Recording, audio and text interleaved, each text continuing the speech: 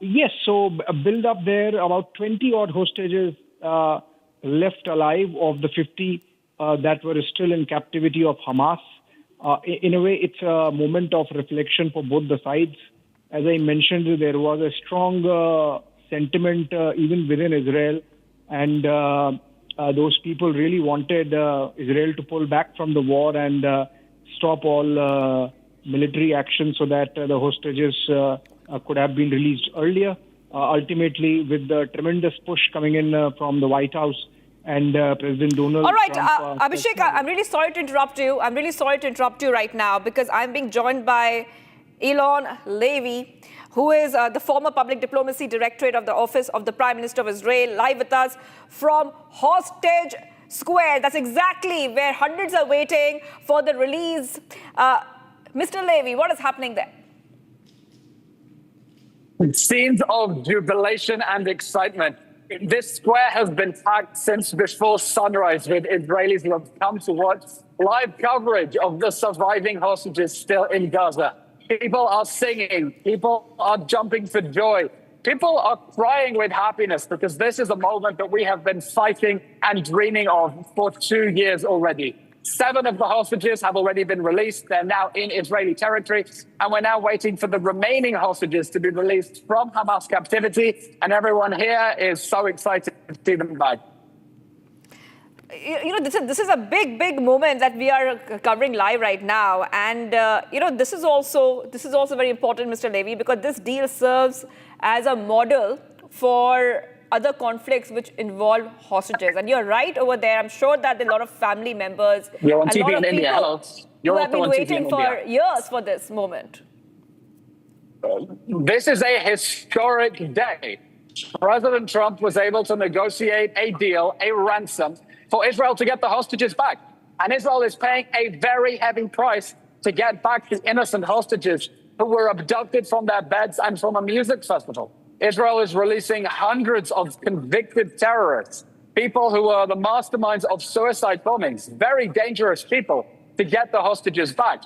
But look, this crisis is not over because the Hamas terrorist regime that started this war 2 years ago with the October 7th massacre is still standing. It still has its weapons, it still has its tunnels, and it is launching a brutal crackdown in the Gaza Strip now, where it is executing opponents on the streets. If we're going to have peace, we need the full implementation of the Trump plan. It means Hamas must be disarmed and Gaza must be demilitarized. Hamas hasn't agreed to that, but the whole world is on board with his plan to get this done diplomatically. And Israel hopes that this can be done the easy way and Gaza can be demilitarized so that this will be the last Gaza war. And Hamas or Palestinian terrorists can never attack Israeli families again and never drag the region into war ever again. Right. So you feel, Mr. Levy, that this ceasefire feels like a real step towards safety and it's not just a pause? Do you think it's really the end of the conflict that we have been seeing, Mr. Levy? Well, this ceasefire, you're on TV in India, say hello. This ceasefire is the release of the hostages. That was one of Israel's major goals in this war that Hamas started.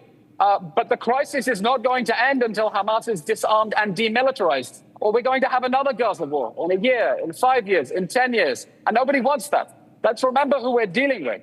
We're dealing with a jihadist terrorist regime that perpetrated the most barbaric atrocities, beheadings, burning people alive, rape. And they threaten to do it all over again because their goal is to destroy Israel and to murder everyone in this country. So we're now giving the diplomatic option a chance to demilitarize Hamas peacefully. But Israel is saying if that won't be done peacefully, then Israel is going to have to deal with the remainder of Hamas in the Gaza Strip so that it can't take more hostages in the future. Mr. Levy, you know, I just want to once again go back to where you are because I want our viewers to understand where you are. This is a hostage square. Large screens have been set up where you are, large screens to display the hostage release. What is the latest right now? What are the large screens showing? We know that a lot of people have gathered where you are. Lots and lots of people have gathered where you are. Let me tell you what Hostage Square is.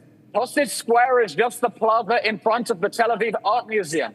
But for the last 2 years, it's been the scene of daily protests and memorials for the hostages and spontaneous gatherings for Israeli citizens who want to embrace the families and show them they are not alone. You know, Israel is a very small country of only 10 million people. And so this crisis affects everyone very personally. The hostages are household names. Everyone knows their names. Everyone knows their stories. Their families are household names as well. Everyone knows them. And what we're seeing on the screens now is live coverage of the hostages being released. We've had a last-minute surprise. Some of the hostages who are still in Hamas captivity were allowed to call their parents on FaceTime. So those parents waiting to get their children back received video calls of their children in captivity just a few hours before they're going to be released. The square is packed with people. This has been a scene of so much heartbreak for the last 2 years. And finally, Israelis are happy. You know, the world has said a lot of things about Israelis and what they wanted in this war. A lot of really nasty lies about Israel. When this is what the Israeli people have wanted all along. We just wanted to see the hostages home and to know with confidence that Hamas cannot take hostages ever again. That's all the Israeli people wanted. Right, right. And the celebrations, I believe, Mr. Levy, celebrations, I believe, will last till the last hostage comes home. I'm sure the celebrations will last till then. What is Israel's plan after the last hostage comes home? Well, look, let's get all the hostages home first. Because of the 48 hostages, you're on TV in India, of the 48 hostages, 20 are alive, 7 just came out, so it's only 13 hostages still there. But 28 hostages were murdered in captivity. And Hamas has been holding onto their bodies for a ransom. And Hamas is going to claim now that it can't find some of the bodies. And the hostage families believe that Hamas is going to hold onto the bodies. It knows you're on TV in India. That Hamas is going to hold onto some of the hostages. It knows where the bodies are to try to use them as bargaining chips in the future.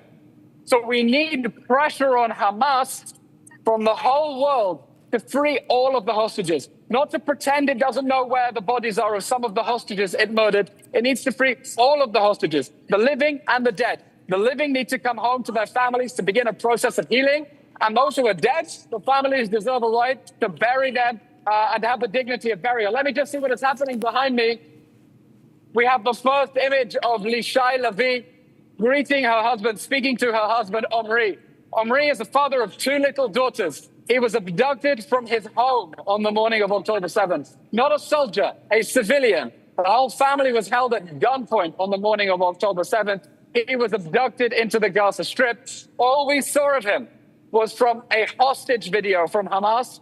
And he's finally on his way to greet his wife and his 2 little daughters who have been waiting for 2 years to get their daddy home. Yes. I think that the first hostages will be entering Israel as we are having this conversation, Mr. Levy.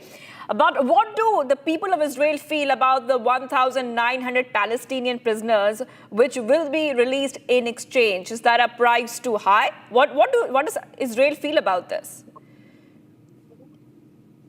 Israelis know that we are swallowing a very bitter pill. Israel is paying a very heavy price for these hostages' freedom. Let's be clear what's happening now. This was not a diplomatic deal or diplomatic negotiation. Hamas took hostages, it held a gun to their heads, and it extorted Israel for a ransom. We are now releasing very dangerous terrorists. Many have blood on their hands. Yahya Sinwar, by the way, the former leader of Hamas, was released in one such hostage release. He was released for he was one of the ransoms for the release of an Israeli soldier in 2011. And then he became the commander of Hamas who perpetrated the October 7th massacre.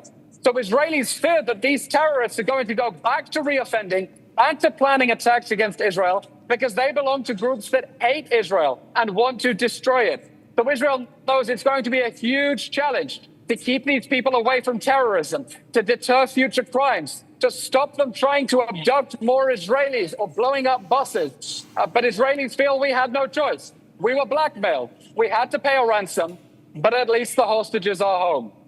Right. Mr. Levy, we're also showing pictures from the airport right now. These pictures are coming in from the airport as we see that Donald Trump has just arrived. We are seeing pictures coming in of Donald Trump right now. And speaking of Donald Trump has said that the Gaza war is over, and he will be addressing the Israeli government as the hostages are returning. It's going to be, this is something we'll be looking out for, because the President Trump is arriving in Israel, and he will be expecting to address the Israeli parliament as the first steps of the US brokered ceasefire between Israel and Hamas continues to come into effect. So those live pictures coming in of Donald Trump, who has arrived, and just getting you a little context to what exactly is happening as Donald Trump has arrived. Already we see that the hostage release process has begun already. And hundreds are waiting where Mr. Levy was telling us what is happening there. Hundreds are waiting at Hostage Square and celebrating this big moment. Israeli officials say that remaining hostages taken by Hamas on October 7th, 2023 are being returned to Israel as part of the prisoner exchange. 20 of those hostages are thought to be living out of approximately 48, and there is a prisoner exchange for 1,900 Palestinian prisoners. So the exchange is taking place. We are getting these pictures coming in for you as Donald Trump will be addressing the Israeli government in a short while. For now, he has just landed.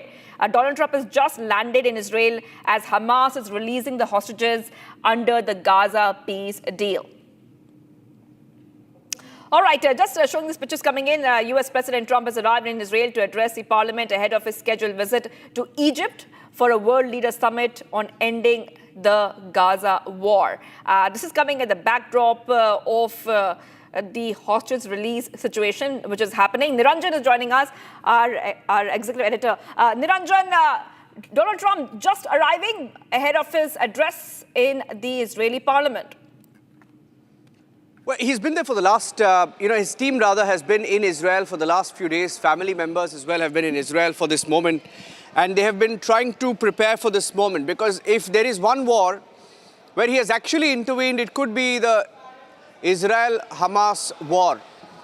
Because he's been pushing Benjamin Netanyahu to the point where, it became at one point extremely, a nervous sort of conversation. It came down to nervous moments between both Benjamin Netanyahu and Donald Trump in the last few weeks. And Donald Trump has been trying to push for this truce deal to come through and for both Hamas and Israel to accept the Gaza peace deal. Now, even before he landed, he's been tracking the developments. There was a picture that was put out by by his office, by the POTUS site, that spoke of how he was watching the developments even before he landed from Air Force One. And these are pictures of him landing at the Ben Gurion Airport. They're welcomed by Benjamin Netanyahu. The Israeli Prime Minister is there. Bibi is known for fondly speaking to Donald Trump. Both of them share a very, very close relationship. This morning, you also saw the first pictures of the 7 hostages being released. The 7 hostages have been handed over to the Red Cross and then further to the IDF and are now firmly in Israel's custody. 20 living hostages in all, and those are pictures of his family there. Ivanka Trump, they're all there. They've been there, in fact, camping for the last few days, and she's sharing a message with him, going close to his ears, perhaps passing on a message of what she's seen in Israel for the last few days as a build-up to this moment. And they've been tracking the developments, preparing the stage, so to say, for this moment when he lands in Israel to the good news that the war is finally over. The Gaza war is finally over. Those were Donald Trump's words early this morning when he had, the final word that, yes, the hostages were en route. Yes, the hostages would be finally handed over to the Red Cross and then further to the IDF. I think we have some music as well there, a tribute, welcome for the US president. If we can cut across to that audio, we'd like to do that for a few minutes, if there is an audio there.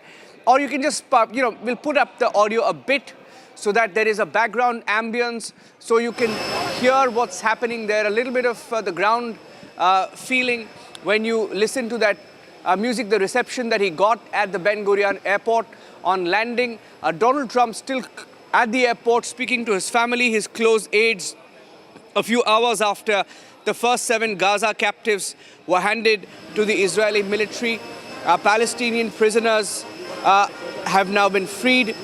Trump is expected to, in a short while from now, address the Israeli parliament amid a ceasefire which many still believe, by the way, that it's still fragile. You don't know how Benjamin Netanyahu will react once Donald Trump leaves from here. It's a good headline for now, but will the headline stay? Will the ceasefire last? Some of the questions that remain. And following this, of course, there is a summit in Egypt which will seek global peace commitments as well. And world leaders have been invited to Egypt. And even the Prime Minister of India was invited, but of course we will not be there because Pakistani Prime Minister has also been not strangely, but invited by America, given their close ties with Pakistan lately. And Hamas this morning, ladies and gentlemen, handed over the first group of the last surviving Israeli hostages who were taken captive on the 7th of October 2023 in what has been seen as a key step in ending 2 years of devastating conflict. As part of the ceasefire deal that was pushed by Donald Trump through and through, he's personally been monitoring it, pushed Benjamin Netanyahu. There were details, in fact, that was reported by the US press about a very hostile conversation between him and Benjamin Netanyahu when Netanyahu continued to bomb Hamas as early as the last week, asking Netanyahu why he was pushing it, what it would take for Netanyahu to simply come to the table and call complete ceasefire. And the pictures from the hostage square in Tel Aviv telling you the full story of the mood of the people of Israel, because they've been waiting for the hostages to come back, and Trump has made that happen.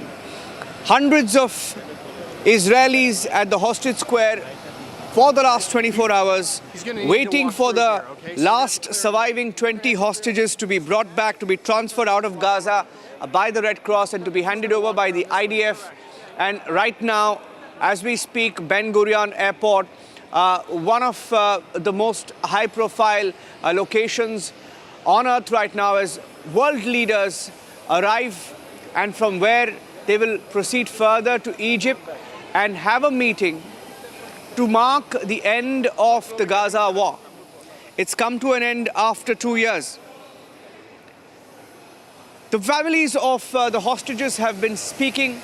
You see the picture there of the hostage square. That's the mood there as thousands of them gather in the heart of Tel Aviv to welcome their brothers, their sisters. Many of them, in fact, the last batch of the living hostages who are coming out today off Gaza, out of Palestinian control into Israel, are the ones who are picked up and taken captive by Hamas terrorists from the music festival. Most of them youth who are being released today, those who are alive.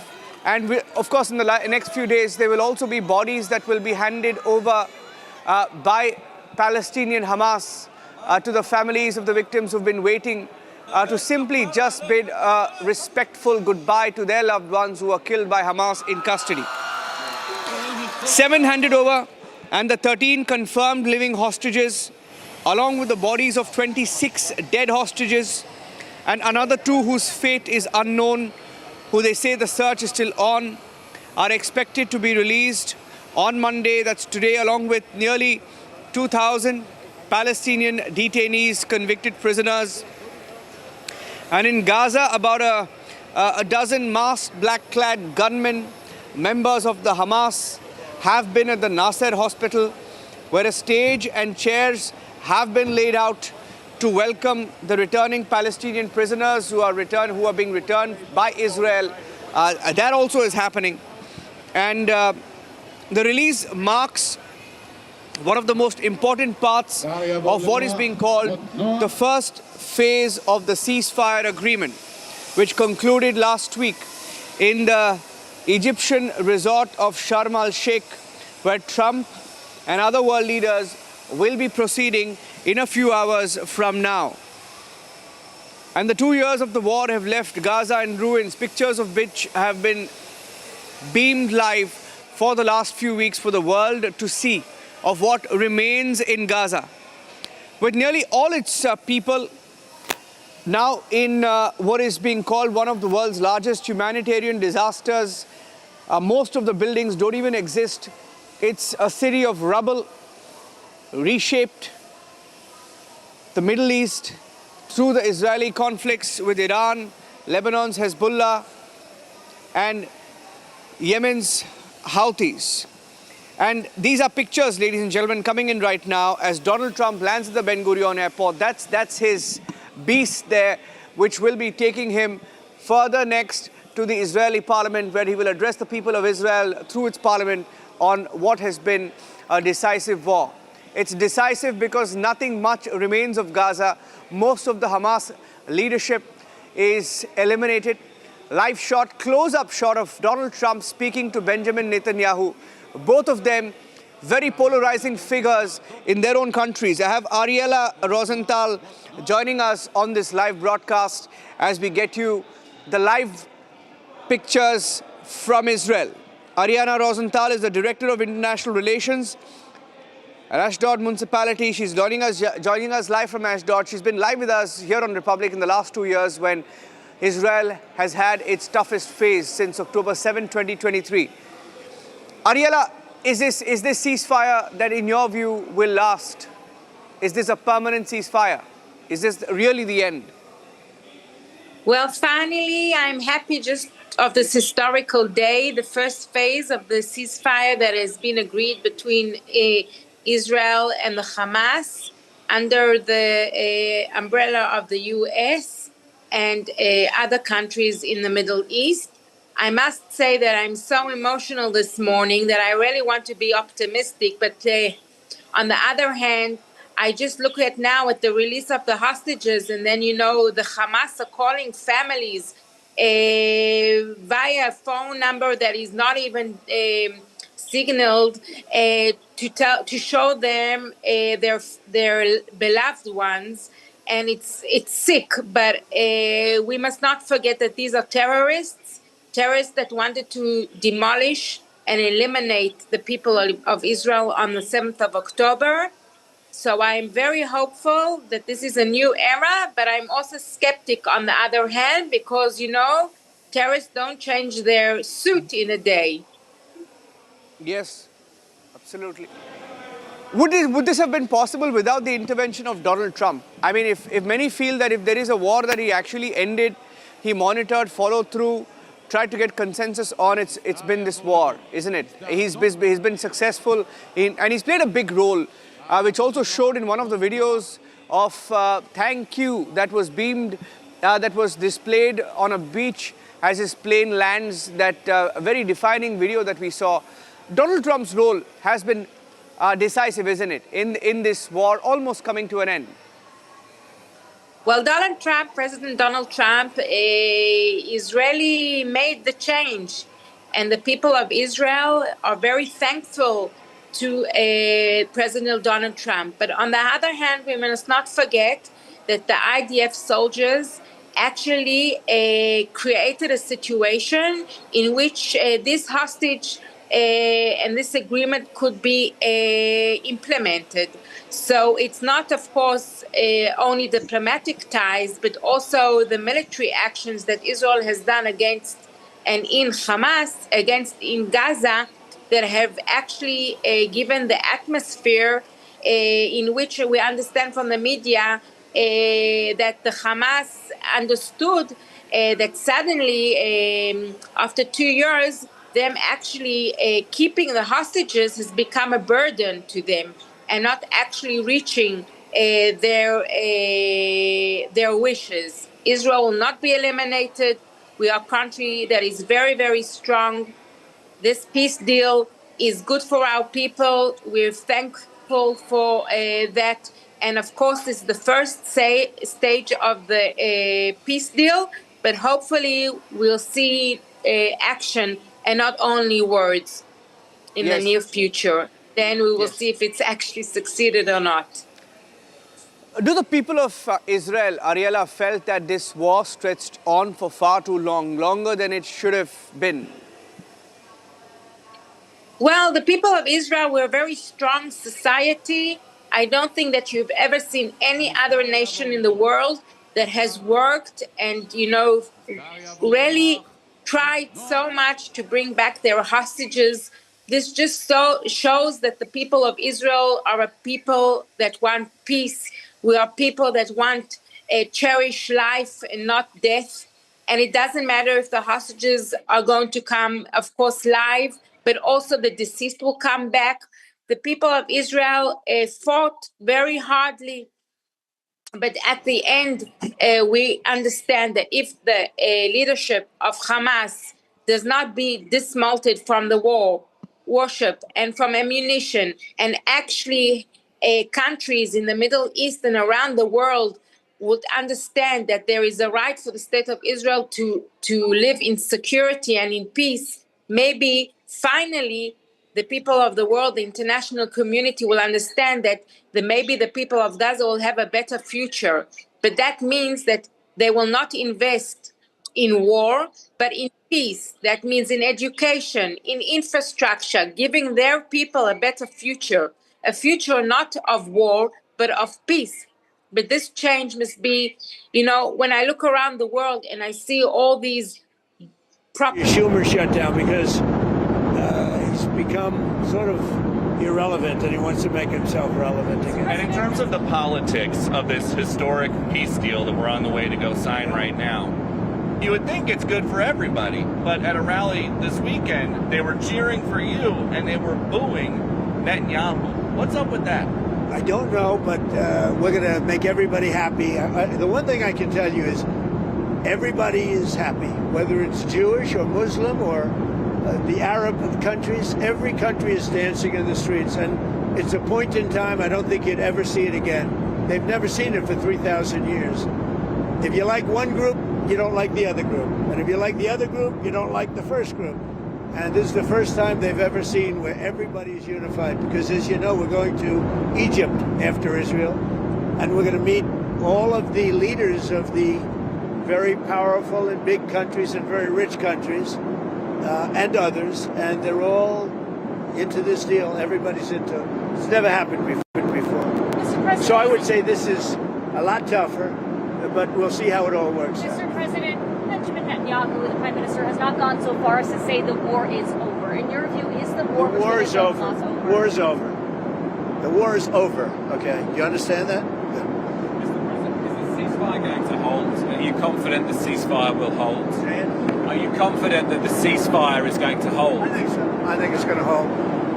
I think people are a lot of reasons why it's going to hold, but I think people are tired of it. It's been centuries, okay? Not just recent, it's been centuries. I think people are tired of it. Yeah, the ceasefire is going to hold, and we're going to make sure it holds. Mr. President, what will Gaza look like a year from now? Wait. The International Stabilization Force, that's part of the... Good, strong force. I don't think it's going to have a big impact, because I think barely we're going to have to use it. I think everybody knows their place. It's going to be great for everybody. It's going to be great for the surrounding countries, Arab, Muslim, all of them. It's going to be great for Israel. Everybody is happy, and I think it's going to stay that way. Peter? And if the ceasefire does hold, how long until we get to the part of the 20-point peace plan where developers can go in and make Gaza the Riviera of the Middle East? Well, I don't know about the Riviera for a while, because you take a look at what you have. You have to get people taken care of first. But it's going to start really essentially immediately. I mean, they're going to have to start by removing a lot of structures that you see that are down to the ground. I mean, it's blasted. This is like a demolition site. Almost the entire site is. So you have to get rid of what you have there. You have structures that are very dangerous. They're falling down. If they haven't fallen, they're going to fall down of their own volition. So that process, Peter, is going to start pretty much immediately in that way. What will it look like a year from now, in your view? Well, a year, that's very quick. But over the years, it'll look very good. It'll be, it's got the first chance it's had in centuries of being peaceful. It's always been a very, very strange area. It's always been loaded up with problems, religious problems, problems like no other place probably in the world. And I think it's going to normalize. All you can say, if it normalizes, that would be fantastic. Governance structure, sir, that you have set up in that peace plan, how soon will that new governing body be in place? Very quickly. And everybody wants to be a part of it. You're talking about the Board of Peace? That's right. Everybody wants to be a part of it. I've had calls from all of the leaders of countries. They all want to be a part. I mean, the leaders themselves, they're not going to send somebody. They want to be a part of it. Do you know who's going to be a part of it? I do. Can you share? No, not yet. It's a little early. Tony Blair. Have you spoken to Tony Blair about it since the? Have you spoken to Tony Blair about it? Yeah, but you know, I want to find out that Tony would be popular with all, because I just don't know that. And I like Tony. I've always liked Tony, but I want to find out that he's an acceptable choice to everybody. What guarantees have you been able to both the Israelis and the Egyptians? And I don't think they're going to want to disappoint me. I have a lot of verbal guarantees that aren't down in writing, but they were given to me, and I believe they're going to be held very strongly. That's why I think it's going to be successful. Hi, good to see you. Good to see you, Mr. President. Thank you. Good to see you. I'm sure you've seen reports of Hamas rearming, instituting themselves as a Palestinian police force, shooting rivals. What is your message? Where they are standing, because they do want to stop the problems, and they've been open about it, and we gave them approval for a period of time. You have to understand, they've lost probably 60,000 people. That's a lot of retribution. They've lost 60,000 people, and the ones that are living right now were, in many cases, very young when this all started. And we are having them watch that there's not going to be big crime or some of the problems that you have when you have areas like this that have been literally demolished.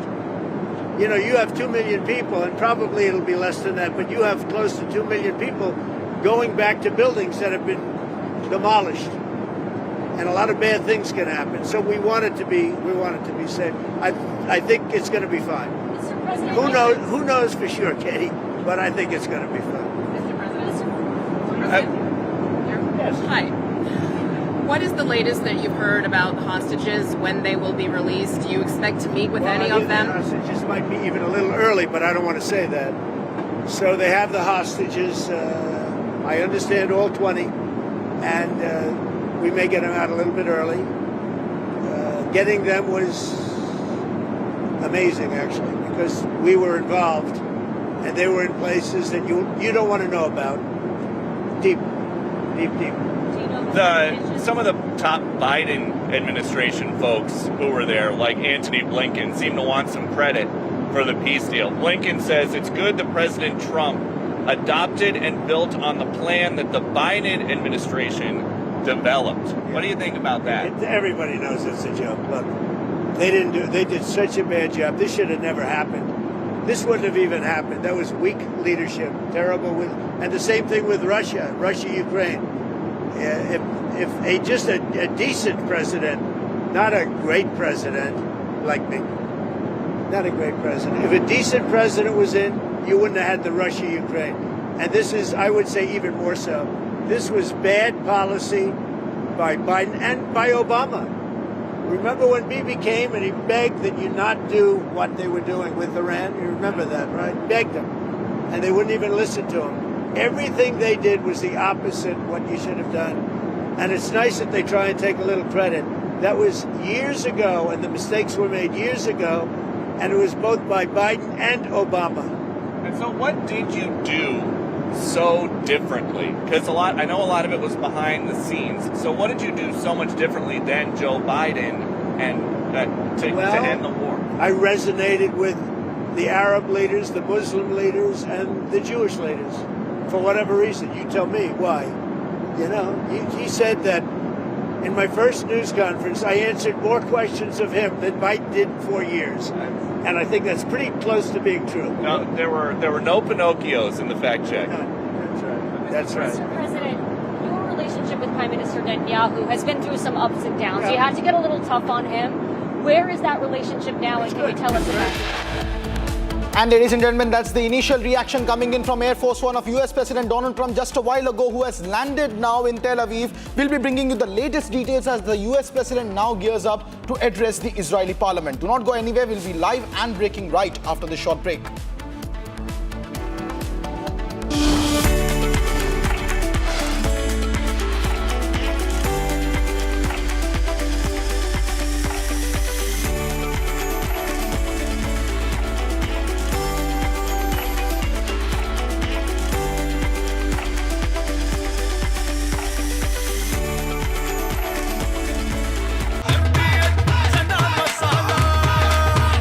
Chholiya हो या लोबिया, सफेद चने या काले चने, सब कुछ मजेदार बने।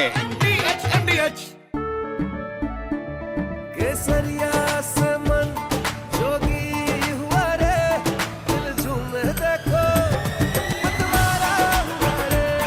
केसरिया से मन जोगी हुआ। हर पल मनाओ केसरी त्योहार। विमल, बोलो जुबान केसरी। थोड़े में ज्यादा स्वाद, यही तो है इसकी खास बात। वाओ मामा, क्या स्वाद है? अरे मेरी राजा। Both of your elections, the biggest issues were the economy and immigration. Now you're getting credit from Democrats and Republicans for this Middle East peace deal. Where does it fit? Where do you think it fits into your legacy? Well, look, I solved, this will be my 8th war that I've solved. And I hear there's a war now going between Pakistan and Afghanistan. I said, I'll have to wait till I get back. You know, I'm doing another one because I'm good at solving wars. I'm good at making peace. And it's an honor to do it. I saved millions of lives. Millions of lives. Now, in all fairness to the Nobel Committee, it was for 2024. And this was picked for 2024. But there are those that say you can make an exception because a lot of things happened during 25 that are done and complete and great.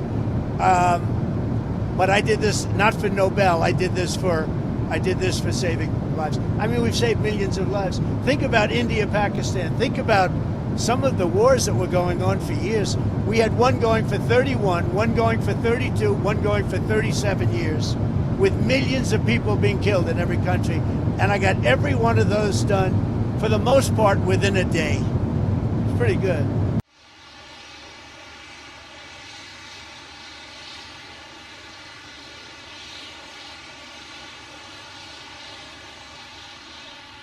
On tough savings because we are taking in hundreds of billions of dollars, not only from China, from other countries. We've become a wealthy country again, and the tariffs have given us diplomatic strength. They've given us negotiating strength.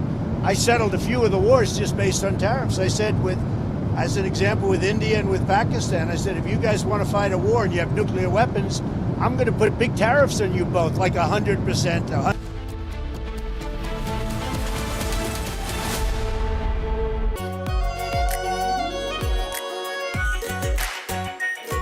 Pure Shahi Paneer Masala. Delicious, healthy, every day. Bliss. Sometimes it dances on your skin like first rain.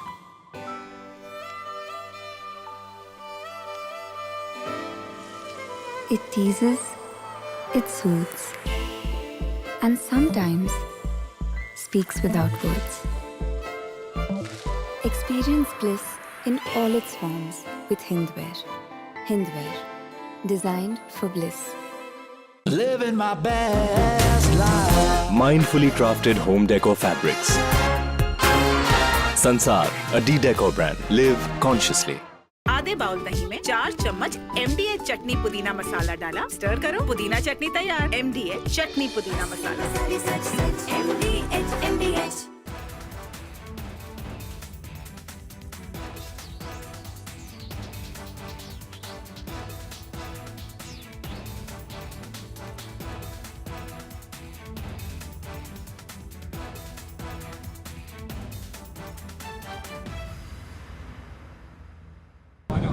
Both of your elections, the biggest issues were the economy and immigration.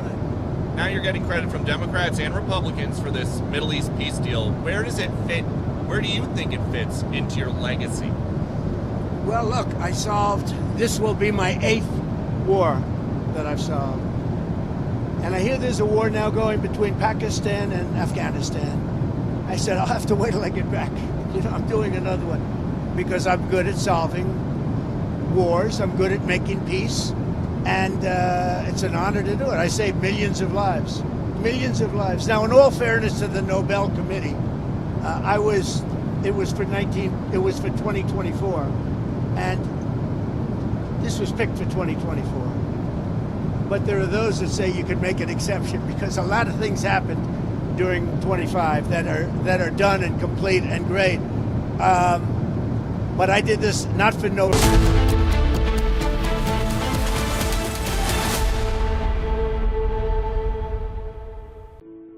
In the India Today Best Universities Survey, India's #1 ranked universities in various streams are JNU Delhi, Amity University, AIMS Delhi, IIT Delhi, and National Law School Bengaluru. दादी के हाथों का जादू और खुशबू से महकता घर, माँ की मुस्कुराहट और खाने की सुगंध, MDH गरम मसाला, क्योंकि हर रिश्ता है स्वाद से जुड़ा। केसरिया से मन जोगी हुआ रे, दिल झूमे देखो मतवारा हुआ रे। केसरिया से मन जोगी हुआ। हर पल मनाओ केसरी त्योहार। विमल, बोलो जुबान केसरी। आर प्योर सूजी पास्ता उबालो मिलाओ और खाओ 8 मिनट में तैयार। क्या टेस्ट है सबका राजा R pure masala. Tehreek-e Taliban, a Pakistan-manufactured terror monster, has today turned against its own master.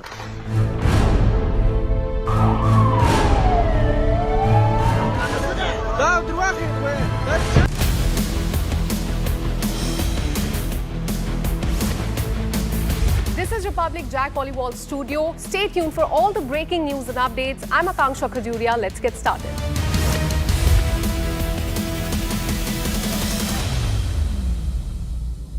Are pure suji pasta उबालो मिलाओ और खाओ 8 मिनट में तैयार। क्या टेस्ट है सबका राजा R pure masala. Bliss. Sometimes it dances on your skin like first rain.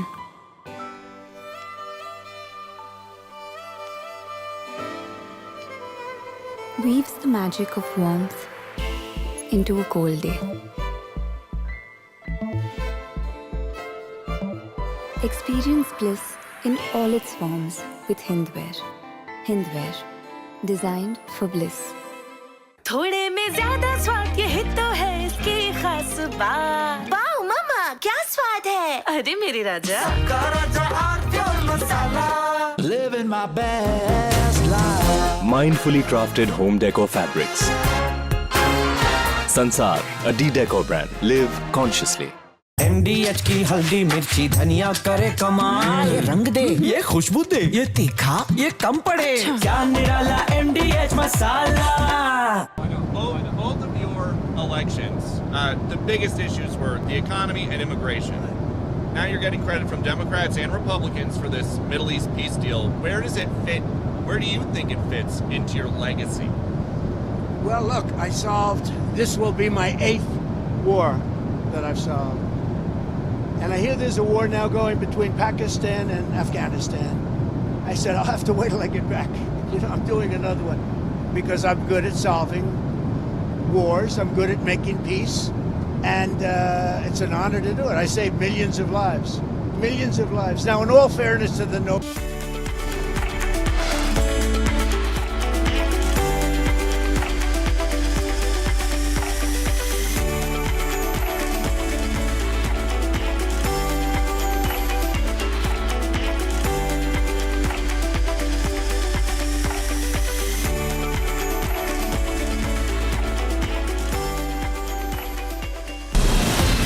From Asia's largest news headquarters, setting the agenda for Bharat.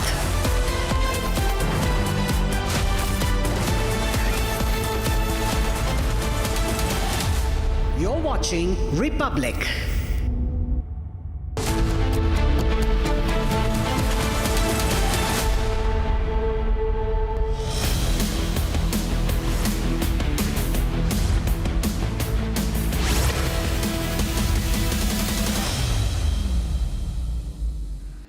Hello and welcome, and thank you for staying with Republic. You're watching Live and Breaking at 1 p.m. with me, Tanisha Avasthi. And before we head into the top story, let's have a major announcement that we have to make. Coming up this week on Republic Media Network is one of India's biggest thought leadership conclave, the Our Bharat Rashtra Sarvopari Sammelan. Our theme this year is Shakti Shali Atmanirbhar Bharat.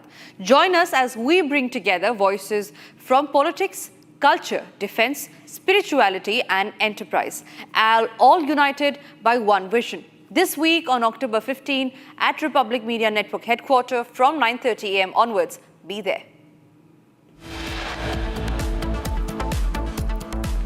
United States President Donald Trump addresses the Parliament of Israel and will be departing for the Peace Summit in Egypt later. Red Cross officials reach Gaza border as process of release of Israeli hostages begin. Hamas releases 7 hostages. It's a big setback for RJD chief Lalu Yadav and family in the IRCTC scam case. Rouse Avenue Court has framed charges against Lalu and his family. Supreme Court gives investigation of Karur stampede to CBI to be monitored by former SC Judge Justice Ajay Rastogi. Pakistani armed forces fire upon Tehreek-e-Labaik Pakistan protesters who gathered at Muridke. Enforcement Directorate conducts raids in Chennai against the Srisan Pharmaceuticals, the same factory and the manufacturer of cold drip cough syrup that led to the deaths of many innocent children.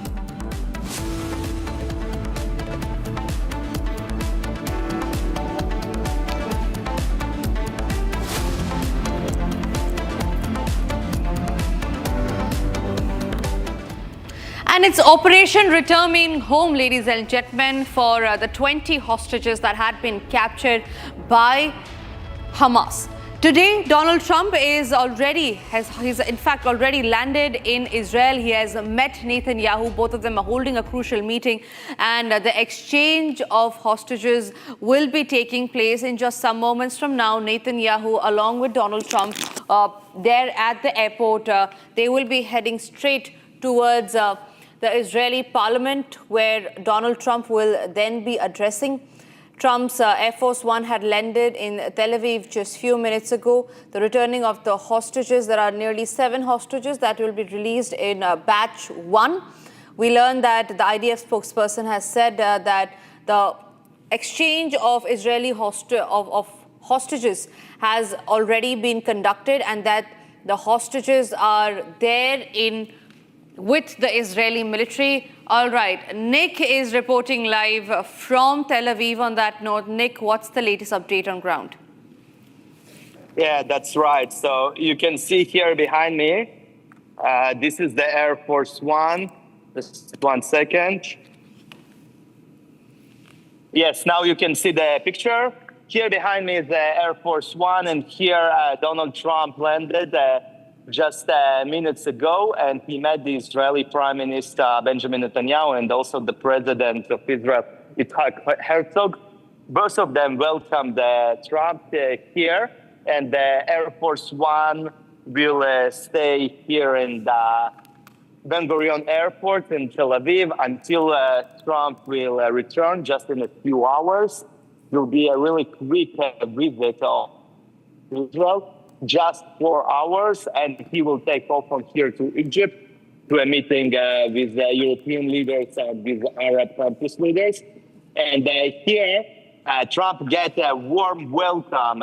There is a red carpet, and the heads of the Israeli government welcomed Trump. And the main road from Tel Aviv to Jerusalem is closed, and now Trump on the way to the Knesset, the Israeli parliament, with all the cortege, all the cars, the tons of cars that are escorting Trump and Israeli head of states, and the whole road is closed for them. So they will make this trip safely and quickly. And in the Israeli parliament, it will address the nation of Israel. He will say how much effort he put in order to bring back all the hostages. And this Air Force One also flew over the hostage square in the center of Tel Aviv to show its support to the families and relatives of the hostages, all those who from captivity and those who for 2 years continued their struggle to bring the hostages. And today it is happening while Trump landing in Israel, Hamas releasing the Israeli hostages. And this is happening in a historic moment for the whole Middle East. Maybe this is the start of a bigger, broader peace in the region, peace that people here waited for, we can say for 100 years, for 80 years, but maybe even for thousands of years if we are going back to history, since the first time the Jews were exiled from Israel about 2,600 years ago by the predecessors of Arabs from the Babylon Empire. And now this is a historic moment. People here excited, and they still believe, they believe again that peace can be achieved. And Donald Trump putting all of his efforts to continue the Abraham Accords agreements that he started to do in his first term with the United Arab Emirates and with other countries. And now Trump wants that Israel will do peace agreements or normalization with more countries, even like Lebanon and Syria, two neighbors of Israel that had many wars over the years with Israel, many conflicts, and maybe now at this historic point, they could become more friendly countries and maybe find a way to live peacefully all together. And also the Palestinians could have maybe their own statehood, although Netanyahu refuses to this plan. He doesn't want to see Palestinian state because he thinks it will be a threat for Israel. But yet Trump wants to ensure Netanyahu and Israel that this time it will be safe for the Jewish people, and maybe this is the best thing that could be done to rebuild Gaza and to put their normal government that will not be governed by terrorists, but by regular people, technocrats, and maybe with supervision in the beginning at least of Tony Blair, the Prime Minister of Britain in the past, previous Prime Minister of Britain, and also with supervision of other countries from the EU, United States, Arab countries. And all of them together maybe will start today a new chapter in the bloody history of the Middle East. And maybe this will be a big change. And maybe we will see in the future more peaceful land here and more peaceful times. Maybe it will come. And as you can see, the plane of Trump is still ignited on. We can hear the motors working, and all right. He will come soon here and will take off to the Egypt. Yes, Nick, I request you to stay with me. I will come back to you, but before I do that, let's also listen into Donald Trump's reaction that he just gave a moment back and after he landed at the airport. It's gotten to be almost customary, but we're taking care of it. We've got the military paid in full, and we're doing a lot of things. We're ending some programs that we don't want. They happen to be Democrat-sponsored programs, but we're ending some programs that we never wanted, and we're probably not going to allow them to come back. I think they made a mistake. I think they made a big mistake. This is really a Schumer shutdown because he's become sort of irrelevant, and he wants to make himself relevant again. And in terms of the politics of this historic peace deal that we're on the way to go sign right now, you would think it's good for everybody. But at a rally this weekend, they were cheering for you and they were booing Netanyahu. What's up with that? I don't know, but we're going to make everybody happy. The one thing I can tell you is everybody is happy, whether it's Jewish or Muslim or the Arab countries. Every country is dancing in the streets, and it's a point in time. I don't think you'd ever see it again. They've never seen it for 3,000 years. If you like one group, you don't like the other group. And if you like the other group, you don't like the first group. And this is the first time they've ever seen where everybody is unified, because as you know, we're going to Egypt after Israel, and we're going to meet all of the leaders of the very powerful and big countries and very rich countries and others, and they're all into this deal. Everybody's into it. It's never happened before. So I would say this is a lot tougher, but we'll see how it all works out. Mr. President, Benjamin Netanyahu, the Prime Minister, has not gone so far as to say the war is over. In your view, is the war is over? The war is over. The war is over. Okay, do you understand that? Mr. President, is the ceasefire going to hold? Are you confident the ceasefire will hold?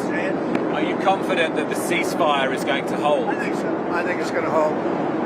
I think people are a lot of reasons why it's going to hold, but I think people are tired of it. It's been centuries, okay? Not just recent, it's been centuries. I think people are tired of it. Yeah, the ceasefire is going to hold, and we're going to make sure it holds. The latest that you've heard about the hostages, when they will be released, do you expect to meet with any of them? The hostages might be even a little early, but I don't want to say that.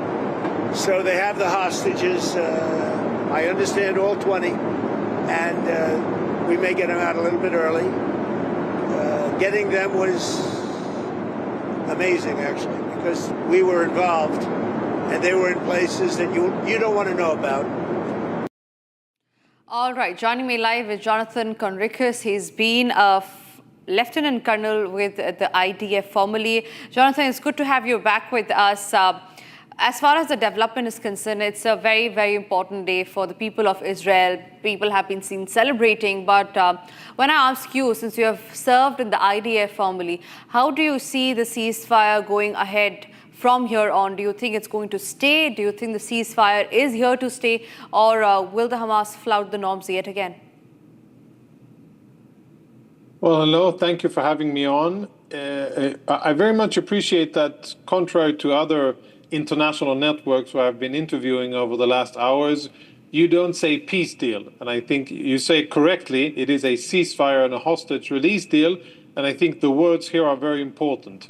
It can become a peace deal if Hamas implements everything that it's supposed to do as per the agreement that they have agreed. If they disarm, if they relinquish control over the Gaza Strip, and if Gaza will be managed by this international board of peace, as the president calls it, then we might be looking at something else. And then I think that the ceasefire will hold, and I think Israel will have every interest to make that process as successful as possible, because it will bring prosperity and prevent the reoccurrence of violence. However, if Hamas doesn't disarm, and currently what we're seeing in Gaza is Hamas thugs executing Palestinians, executing Arabs, dissidents, people who criticized Hamas, rival factions. They're doing horrible things, mass executions, broad daylight, public squares. That is what Hamas has been busy doing in the last 24 hours since the ceasefire. And that is not a good sign. Yes. All right, Jonathan, I thank you very much for being here with us and speaking to us. I'm extremely sorry I have to cut you short on that, because there's an important development that's happening here in West Bengal, where I believe the BJP is addressing a press conference, and this is in relation with the Durgapur rape case that took place just last week. Let's listen to what the BJP has to say. एक बार फिर उन्होंने इस बात को deny करा। फिर हम बात करते हैं संदेश खाली की। संदेश खाली में तो आप जानते हैं अनगिनत महिलाओं के साथ दुष्कर्म हुआ, वो भी टीएमसी के ही नेताओं ने करा, टीएमसी के ही ऑफिस में हुआ। लेकिन माननीय मुख्यमंत्री ममता बनर्जी ने क्या कहा? उन्होंने कहा किचु हुई ना, किचु हुई नहीं, यानी कुछ नहीं हुआ। फ्लैट आउट डिनायल करा। उन्होंने सीधा ये कहा कि उनकी पार्टी ने कुछ नहीं कहा, उन्होंने ये बोला कि ये मेड अप इंसिडेंट्स हैं। मित्रों, आपको याद होगा इस देश की जितनी भी हमारी न्याय प्रणाली है, हमारे कोर्ट्स को इंटरवीन करना पड़ा, तब जाके वो दरिंदा और उसके साथी हिरासत में लिए गए। और हम लोग भूल नहीं सकते कि कितनी उद्दंडता के साथ वो रेप अक्यूज चलता जा रहा था, क्योंकि वो जानता था कि उसको टीएमसी की और माननीय मुख्यमंत्री ममता बनर्जी का आश्रय है, उनकी शह भी है। आरजी कर 2004, एक बार फिर ममता बनर्जी ने रेप को जस्टिफाई करते हुए कहा कि रेप के इंसिडेंट तो होते रहते हैं, महिलाएं और पुरुष, लड़के और लड़कियां अब हाथों में हाथ डालकर घूमते हैं। पहले अगर ऐसा कुछ होता था तो उनको तुरंत डांट दिया जाता था, उनको रिप्रिमांड कर दिया गया था। It is like an open market with options, ये है उनकी statement. I am repeating, it's like an open market with options. उन्होंने फिर से महिलाओं को ब्लेम करने की कोशिश करी। यह है टीएमसी की दकियानूसी मानसिकता। आरजी कर में 2004 में जब आम आदमी ने, जब वहां के मेडिकल स्टूडेंट्स ने न्याय मांगने की कोशिश करी, प्रोटेस्ट करे, तो ममता बनर्जी ने उनको मोटिवेटेड कह दिया। मैं पूछना चाहती हूं ममता बनर्जी से कि आप लोग तो मां, माटी और मानुष का नारा लगाते हैं, आपके इस संवेदनहीन, आपके इस कुशासन और आपकी इस दकियानूसी मानसिकता के कारण आज बंगाल में मां शर्मिंदा है, माटी लहूलुहान है और मानुष बेहाल है। आप सभी के माध्यम से मैं पुनः ममता बनर्जी की सरकार और स्वयं ममता बनर्जी को अनुरोध करना चाहूंगी कि रेप को जस्टिफाई करना बंद करें और उस बच्ची को जस्टिस की तरफ बढ़ें। धन्यवाद। साथियों, एक जुड़ा हुआ विषय है और आपके संज्ञान में ये लाना बहुत आवश्यक है। अभी कुछ दिनों से हम देख रहे हैं पश्चिम बंगाल में दलित समाज की बच्ची के साथ इस प्रकार से असंवेदनशीलता की पराकाष्ठा। कांग्रेस के दोनों नेता शांत। कर्नाटक के मैसूरू में 10 साल की आदिवासी लड़की बालिका, उसके साथ दुष्कर्म, कांग्रेस के दोनों नेता शांत। पश्चिम बंगाल में ही कुछ दिनों पूर्व सांसद महोदय खरगेन मुर्मू, उनको विभत्स हिंसा का सामना करना पड़ा, कांग्रेस पार्टी शांत। लेकिन जानबूझ करके एक फेक नैरेटिव बनाने का प्रयास किया जा रहा है। अप्रत्यक्ष अनरिलेटेड इंसिडेंट को जोड़ करके एक पॉलिटिकल कलर देने का प्रयास किया जा रहा है।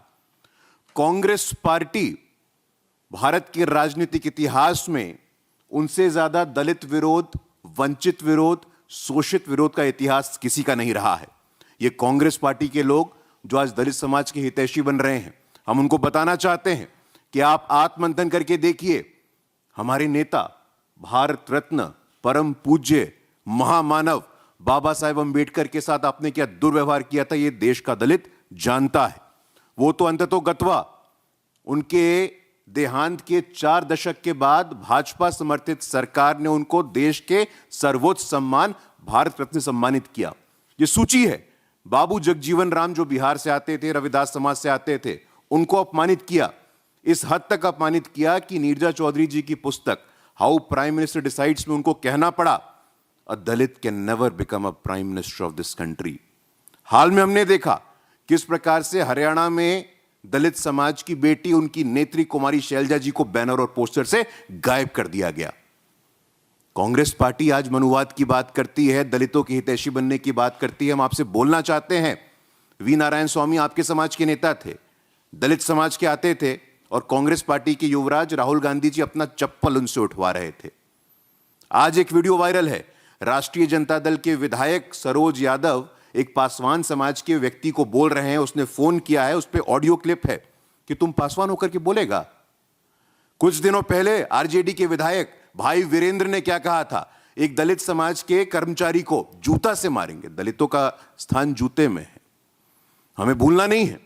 लालू यादव जी अपने जन्मदिन पे बाबा साहेब अंबेडकर की तस्वीर, उनकी पोर्ट्रेट उनको गिफ्ट किया गया, अपने पैरों से हटा दिया। ये लालू यादव जी, एक कांग्रेस पार्टी के लोग आज दलित हितैषी होने का जो ढोंग कर रहे हैं, जो नाटक कर रहे हैं, उनको आत्ममंथन करने की आवश्यकता है। कर्नाटक में दलित समाज के कल्याण के लिए पैसे आते हैं, ट्रांसफर कहां हो जाता है? खड़गे जी के प्राइवेट ट्रस्ट में। आज कांग्रेस पार्टी का शासन कर्नाटक में है, दलितों की हत्या हो, दलितों के साथ अन्याय हो, कांग्रेस पार्टी शांत। पश्चिम बंगाल में उनके साथी की सरकार है, वहां पे दलितों पे आक्रमण हो, कांग्रेस पार्टी शांत। बिहार में उनके पार्टी के, उनके संगठन के, उनके गठबंधन के लोग दुस्साहस करे, अपमानित करे, कांग्रेस पार्टी शांत। ये देश का दलित, देश का वंचित, देश का शोषित और देश का पीड़ित समझ गया है।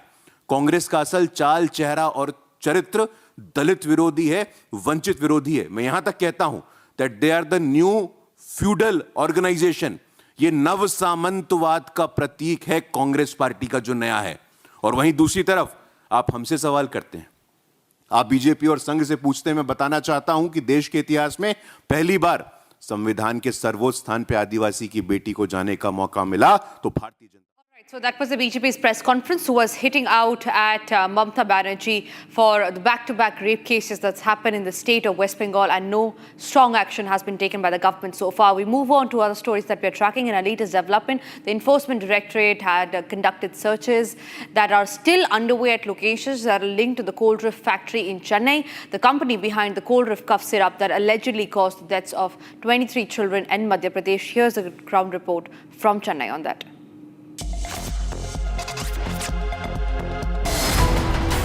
The Enforcement Directorate has carried out raids linked to Srisan Pharmaceuticals in Chennai. The searches were carried out at the Kanchipuram factory manufacturing unit of Srisan Pharma. The agency also raided the residence of S. Ranganathan, owner of the pharma company. During raids at the residence of S. Ranganathan, ED seized documents, laptops and financial books, potentially revealing illicit profits from the substandard drug sales. The ED's Chennai unit also searched several locations connected to the company under the Prevention of Money Laundering Act. Further searches were carried out at the residences of top officials of the Tamil Nadu Drug Control Office. This comes days after the owner's arrest following the deaths of at least 20 children in Madhya Pradesh and Rajasthan due to the consumption of the toxic syrup.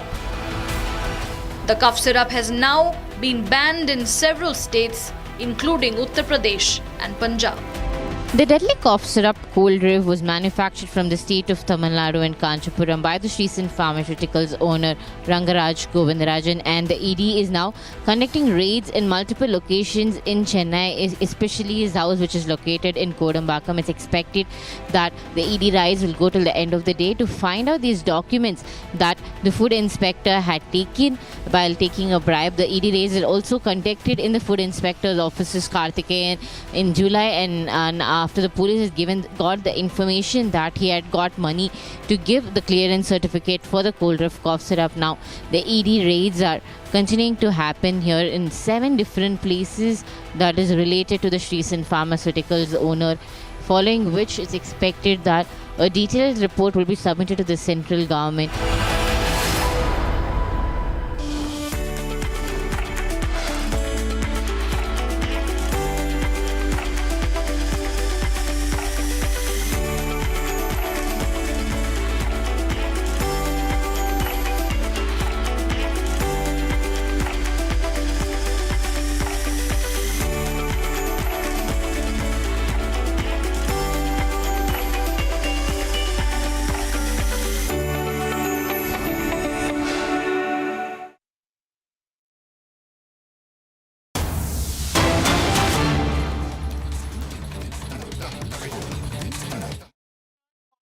That has been released by the Hamas. The first picture of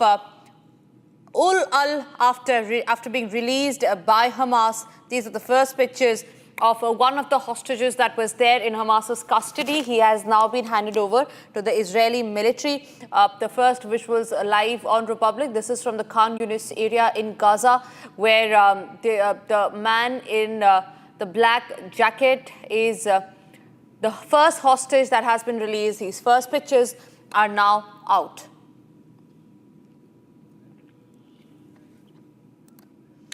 All right, just a moment back, we saw the visuals of how Donald Trump had landed in Israel. He had met Netanyahu. This is a ceasefire, aftermath of the ceasefire that is being done. The Gaza peace deal, as Trump claimed, is finally into action. The returning of 20 hostages will be conducted today. This started at 6 a.m. in the morning. And right now we see the first pictures of the released hostage there on your screen.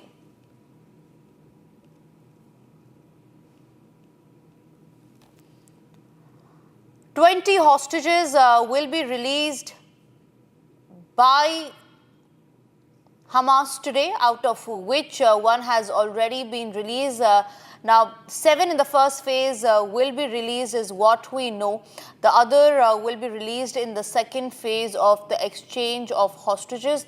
This is one of the hostages that has been released by Hamas, the Israeli military there, who is at the spot receiving one of the hostages. Now, soon after handing over 7 hostages of 20, Hamas's military wing issued a statement claiming that it remains committed to the ongoing ceasefire and a hostage for prisoner deal with Israel.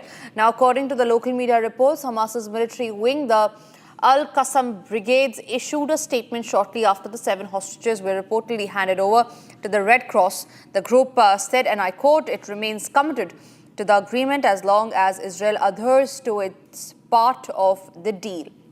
Meanwhile, they have also been quoted saying that the agreement was reached is the fruit of the people's steadfastness and resistance. The statement also said that the occupation could have returned most of its captivities alive many months ago, but it all continued to stall. The Israel Defense Forces, meanwhile, confirmed that the Red Cross has received all 7 hostages, and that's the first picture of the first hostage that has come out. It is in talking terms with the Israeli military, the Hamas, the hostage that was there in captivity of the Hamas.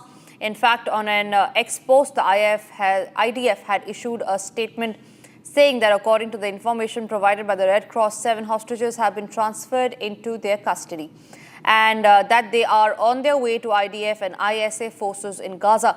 Now, the IDF is all prepared to receive additional hostages who are expected to be transferred to the Red Cross later on. In fact, we learned that Hamas had also claimed that it had sought to end the war of annihilation months ago, but they accused Israel of obstructing the peace efforts. According to, again, the local reports of Israel, 7 hostages have already been transferred to the Israeli Defense Force by the Red Cross. The released hostages include Gali and Ziv Barman. Others are also named Matan, Alon Oel, Omri, Itan, and others. After that, once the hostages have been handed over to the Israeli military, we learn that they will undergo medical and psychological examinations at Israeli hospitals. The remaining 13 giving hostages will be released around 10 a.m. as per the local media reports. On the Health Ministry Director General also said that the health system has been fully mobilized to receive both the freed hostages and the bodies of deceased captivities to be returned to the country. Alongside the hope and joy, ladies and gentlemen, there's also immense sorrow for the families of hostages who will be brought to eternal rest in Israel. In fact, Abhishek is also joining us on the phone line. Abhishek, on our screen, you are showing us the first pictures of the hostage that has been handed over to the Israeli military now. But when we talk about the ceasefire, is the ceasefire here to stay? Well, these are pictures in live of the release and the transfer to just 7 of them, Ethan Moore, Gali and Ziv Berman, both related, Matan Angrest, Omri Miran, Elba, And you see their faces, the kind of relief that's there, obviously. If I return home to the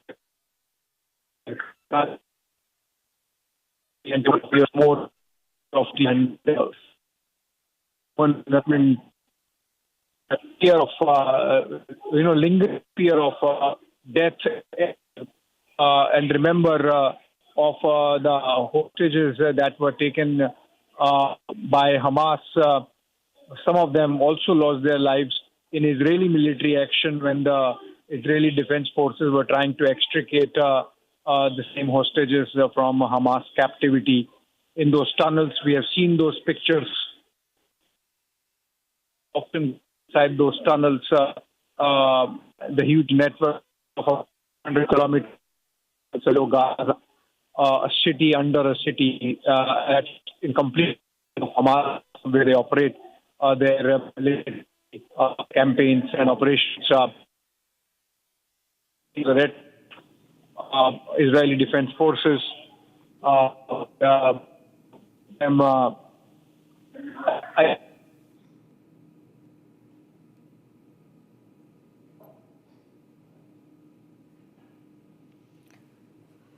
right, we're going to be showing in a short while from now, but the first images of the released hostages are on your screen. These are the hostages which are being released. The first hostages have been handed over by Hamas, and they've returned to Israel. Pictures coming in, first on Republic. 20 of them are being transferred. The first images are coming in, and one of the hostages there is Alon. Alon, one of the hostages has been released, Israeli, German, and Serbian citizenship. Hamas footage showed him being taken away as a hostage during the Nova festival.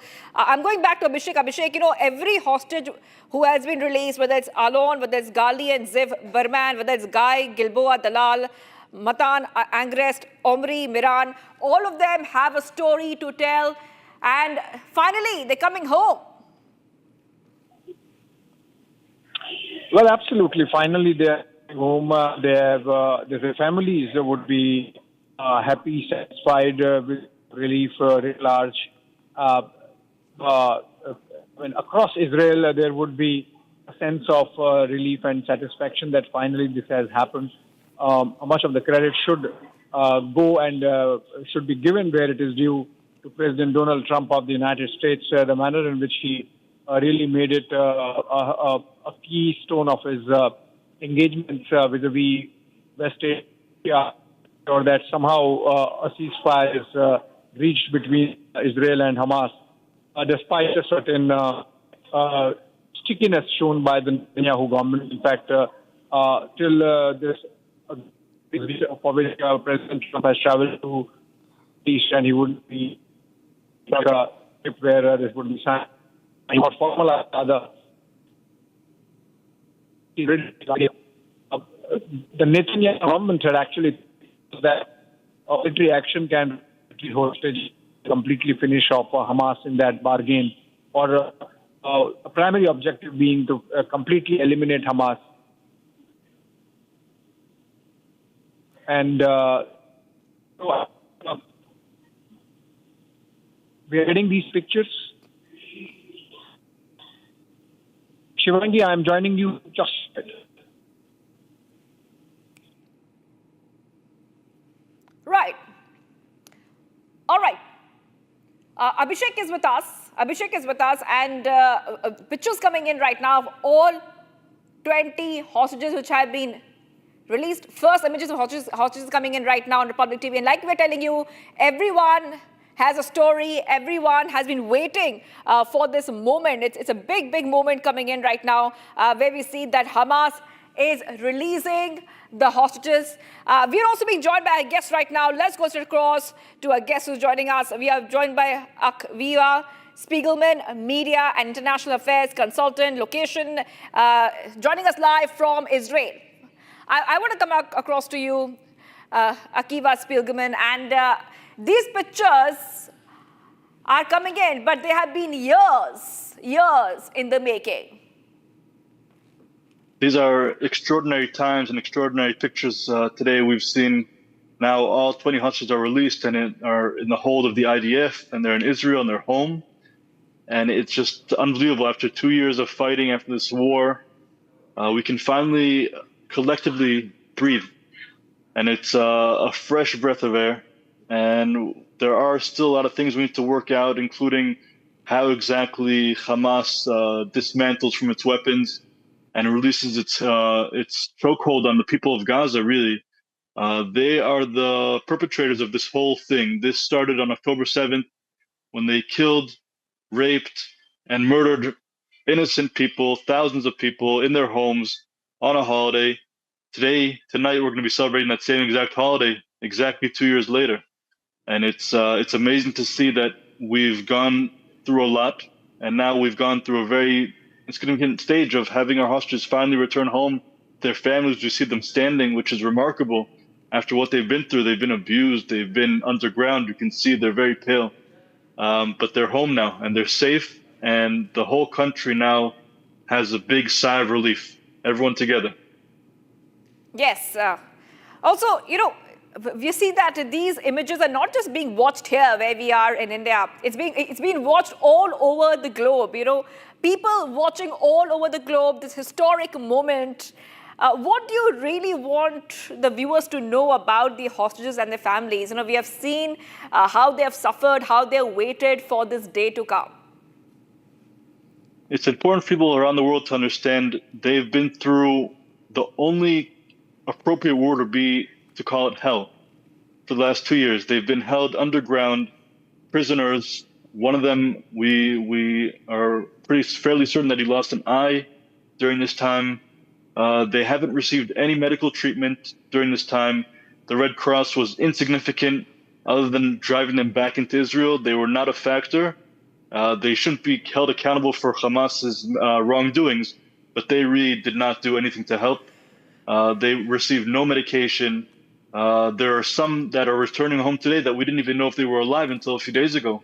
We haven't heard from them, we haven't seen them. And so people need to understand that although they're standing and they look healthy, there's a long process of healing here. There's PTSD, which needs to be taken into account. There's health issues. 2 years without medication, without proper daylight are very damaging for the human system. And so as good as they look right now, there's a lot under the surface to really look into and to make sure that they're still healthy before they could return to society. They're going to be going through a lot of medical treatment now once they arrive in Israel. They're going straight to hospital. Once they see their families, they're going to be in rehabilitation for a long time. And it's important to understand Hamas is trying to show as if the released hostages are on the same level as the released prisoners. The prisoners that are being released have blood on their hands. They've murdered Israelis. They've been in charge of making sure to hurt Jews and Israelis in Israel, and they aren't innocent people. So Hamas trying to show that they're equal is a big psychological game that they're playing. Now we see President Trump entering the Knesset. That's also a historic thing for us. He's only the fourth American president to be speaking in the Knesset all time. And he really did a lot to make sure this happened. So we have to thank him, and we have to still remember that the job is not done yet. We still have dangers that we need to take into account. There's still fears that Hamas will at some point strike us again. But there's a long process here on all levels. People need to understand as the hostages are home, and that was a very important part of this war. But now we need to make sure that Israel is safe from all borders. Yes. Mr. Spiegelman, we also, as we look at these pictures, we think about what happened on 7th October 2023 when the Palestinian groups attacked on southern Israel, where many people lost their lives, and a lot changed that day. And from there all the way till here, till today, pictures also coming in from the Israeli parliament. Donald Trump, who will be speaking in a short while from now at the Israeli parliament, addressing the Israeli parliament. But Mr. Spiegelman, from there till today, though Trump says that the war in Gaza is over, but according to you, is the Gaza war truly over? I don't think so. I think, as you can see, Hamas is still holding on to Gaza.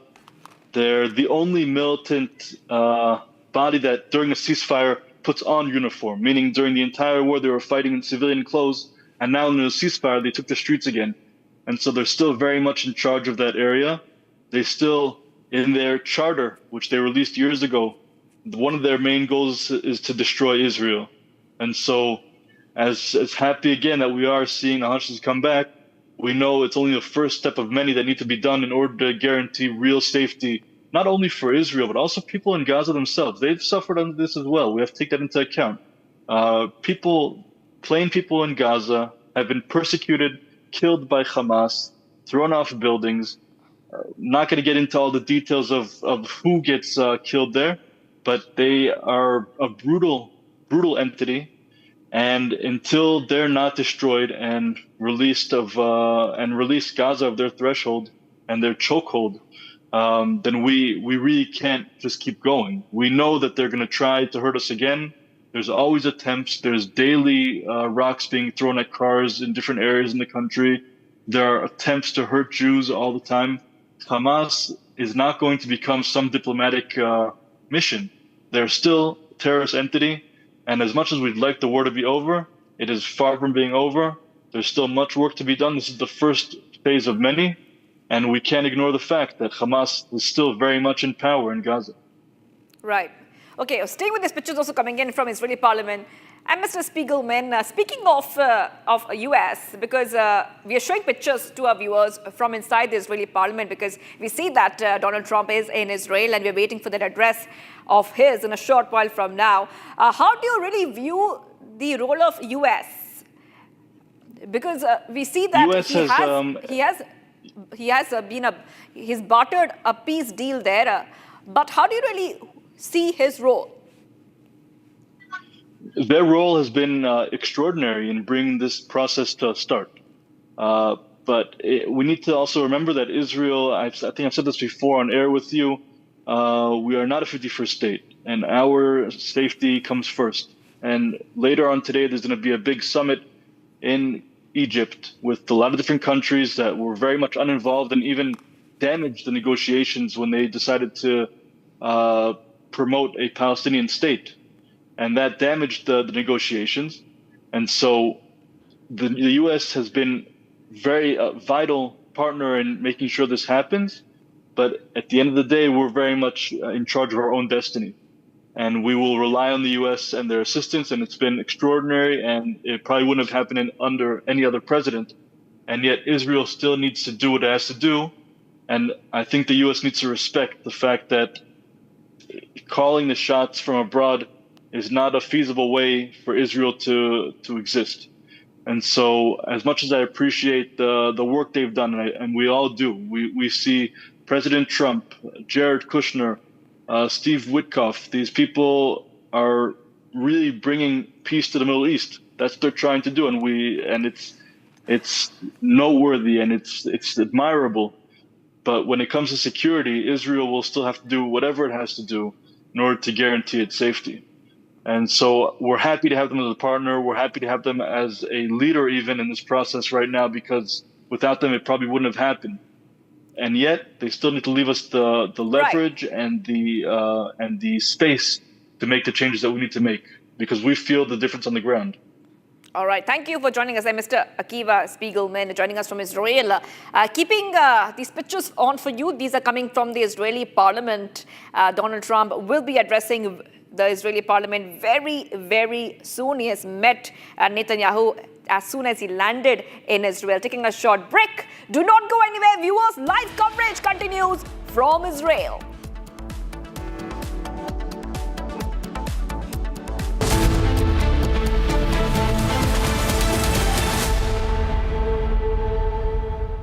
Secret recipe MDH का जीरा SIP जल जीरा मसाला SIP SIP जीरा SIP MDH का जल जीरा SIP MDH का जल जीरा सिप। इसको घर पे लगाओगे तो शादी का तो पता नहीं, पर घर पक्का नहीं टूटेगा।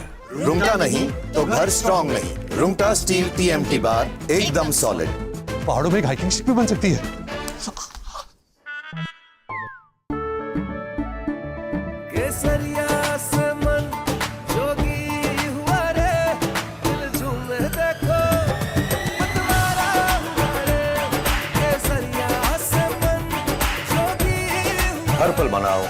केसरी त्योहार। विमल, बोलो जुबान Kesari.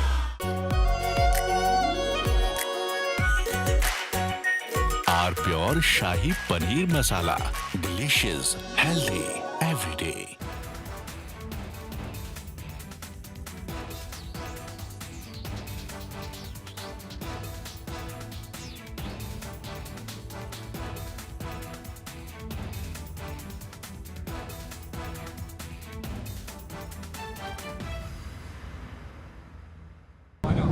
Both of your elections, the biggest issues were the economy and immigration.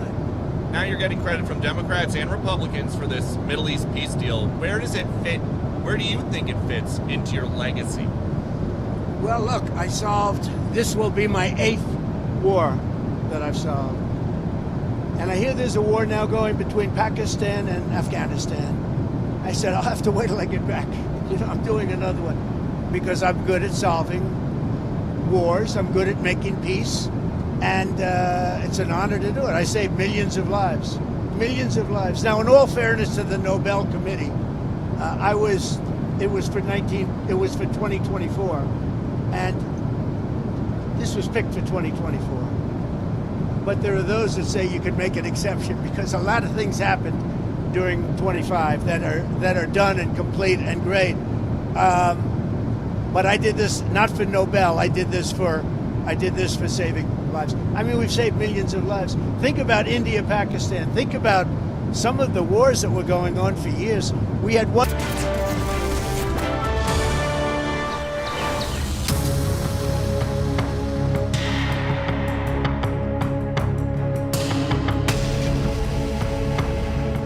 The lanes of Dharavi are not just narrow, they are full of crowd, full of people. It is difficult to even walk through the streets. Children, they play in these tiny streets, making it even busier. People carry baskets, pushcarts, heavy loads, they try to balance it. If two people carry weights, it is very difficult for them to pass through each other. And if we talk about the market days, it is even worse. Even to try and cover a small distance takes a lot of time.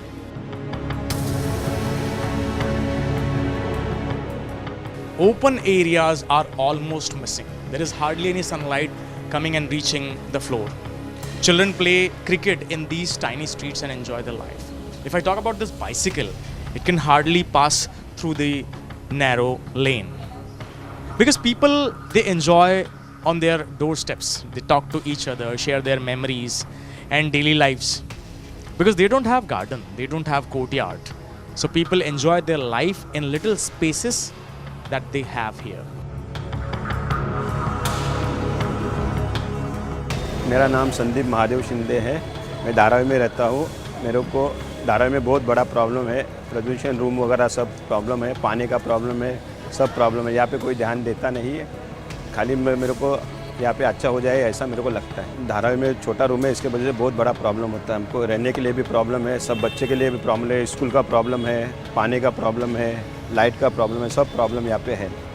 ये मेरे ख्याल से यहाँ पे आके देखना चाहिए सब जन क्या है गवर्नमेंट में। हमारे तरफ ध्यान देना चाहिए, साफ़ सफाई करना चाहिए। धारावी में वो हो नहीं रहा है पहले की तरह, देखना चाहिए धारावी में आके।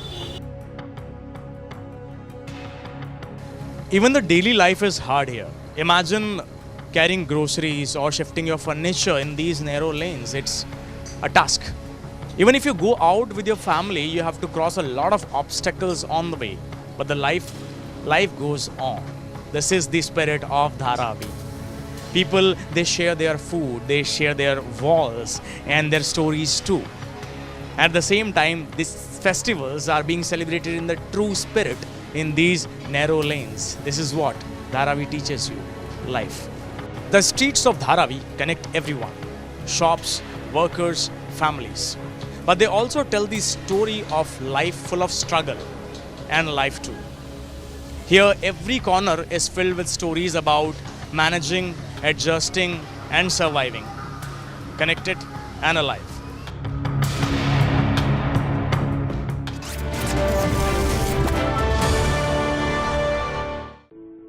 In the India Today Best Universities Survey, India's #1 ranked universities in various streams are JNU Delhi, Amity University, AIMS Delhi, IIT Delhi, and National Law School, Bengaluru. थोड़े में ज्यादा स्वाद ये तो है इसकी खास बात। वाओ मम्मा, क्या स्वाद है? अरे मेरी राजा। राजा और pure masala. Bliss. Sometimes it dances on your skin like first rain.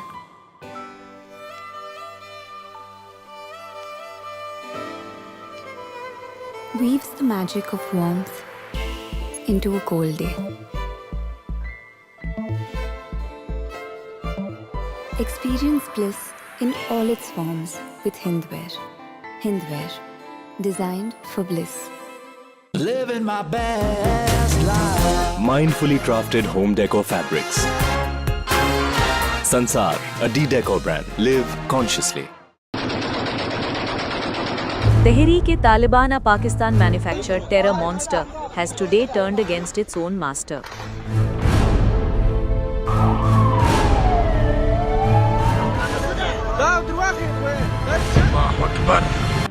On the night of 11th October 2025, the Afghan Taliban smoked several Pakistani military posts. The terror group claimed to have attacked 16 posts across multiple provinces of Pakistan under its Al-Khandaq operations. The Taliban destroyed Pak's Durand line security. The group killed 58 Pak soldiers and held 5 as captive.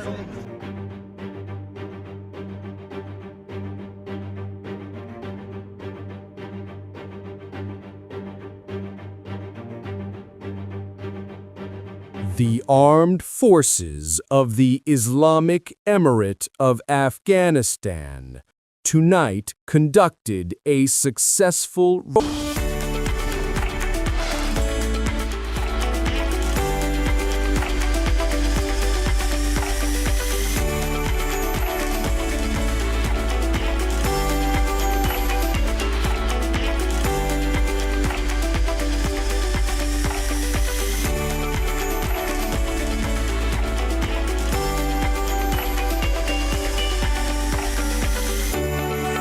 थोड़े में ज्यादा स्वाद ये तो है इसकी खास बात। वाओ मम्मा, क्या स्वाद है? अरे मेरी राजा।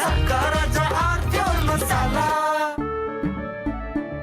केसरिया से मन जोगी हुआ रे, दिल झूमे देखो मतवारा हुआ रे। केसरिया से मन जोगी हुआ। हर पल मनाओ केसरी त्योहार। विमल, बोलो जुबान केसरी। MDH की देगी मिर्च, देगी मिर्च का तड़का, अंग अंग फड़का। MDH की देगी मिर्च।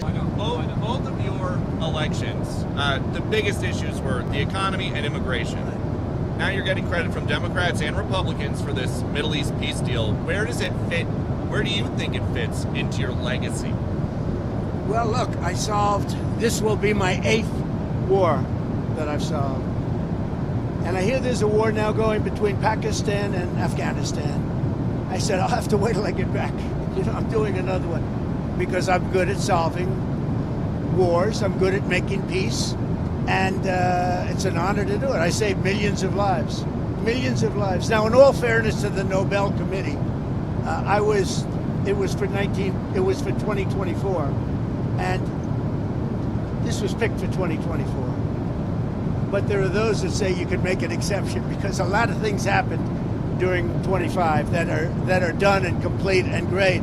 But I did this not for Nobel. I did this for saving lives. I mean, we've saved millions of lives. Think about India, Pakistan. Think about some of the wars that were going on for years.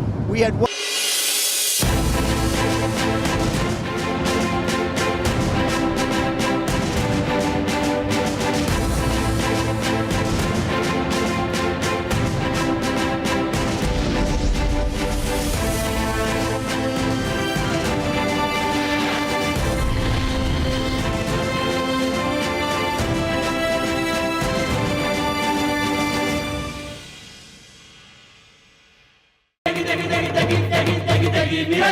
MDH की देगी मिर्च, देगी मिर्च का तड़का, अंग अंग फड़का। MDH की देगी मिर्च।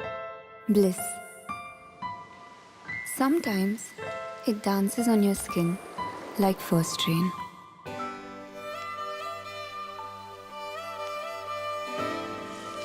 It teases, it soothes, and sometimes speaks without words. Experience bliss in all its forms with Hindware. Hindware, designed for bliss.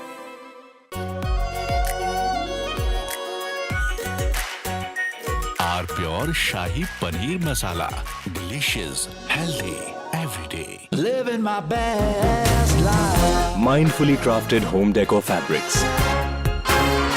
Sansar, a D-Decor brand. Live consciously. ये है सीक्रेट रेसिपी MDH का जीरा SIP जल जीरा मसाला SIP SIP जीरा SIP MDH का जल जीरा सिप MDH का जल जीरा SIP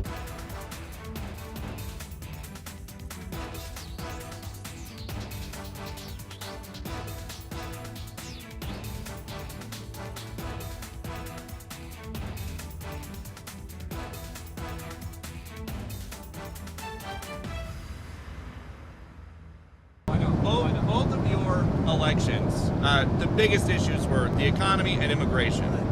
Now you're getting credit from Democrats and Republicans for this Middle East peace deal. Where does it fit? Where do you think it fits into your legacy?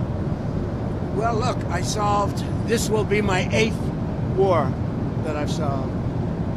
And I hear there's a war now going between Pakistan and Afghanistan. I said, I'll have to wait till I get back. I'm doing another one because I'm good at solving wars. I'm good at making peace. And it's an honor to do it. I saved millions of lives. Millions of lives. Now, in all fairness to the Nobel Committee, it was for 2024. And this was picked for 2024. But there are those that say you could make an exception because a lot of things happened during 25 that are done and complete and great.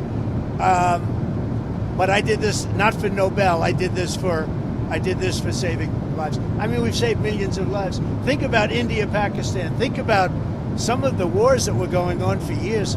We had one going for 31, one going for 32, one going for 37 years, with millions of people being killed in every country.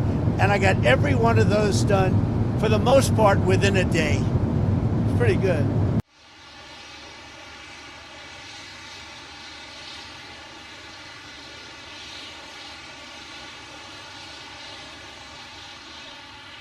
Tough savings because we are taking in hundreds of billions of dollars, not only from China, from other countries. We've become a wealthy country again, and the tariffs have given us diplomatic strength. They've given us negotiating strength.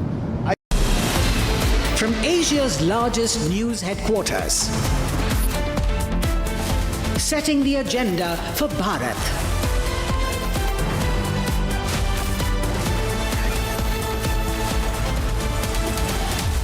You're watching Republic.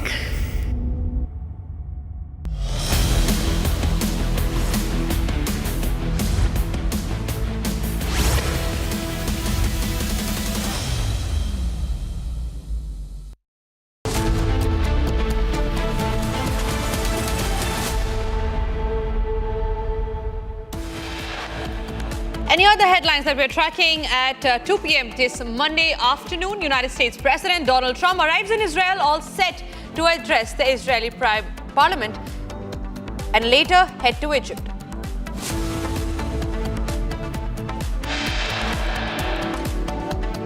Hamas releases all the 20 hostages who were held captive for the last 2 years.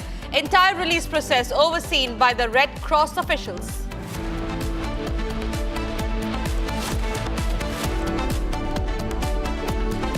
It's a big setback for RJD chief Lalu Prasad Yadav and his family in the IRCTC scam case. Rouse Avenue Court frames charges.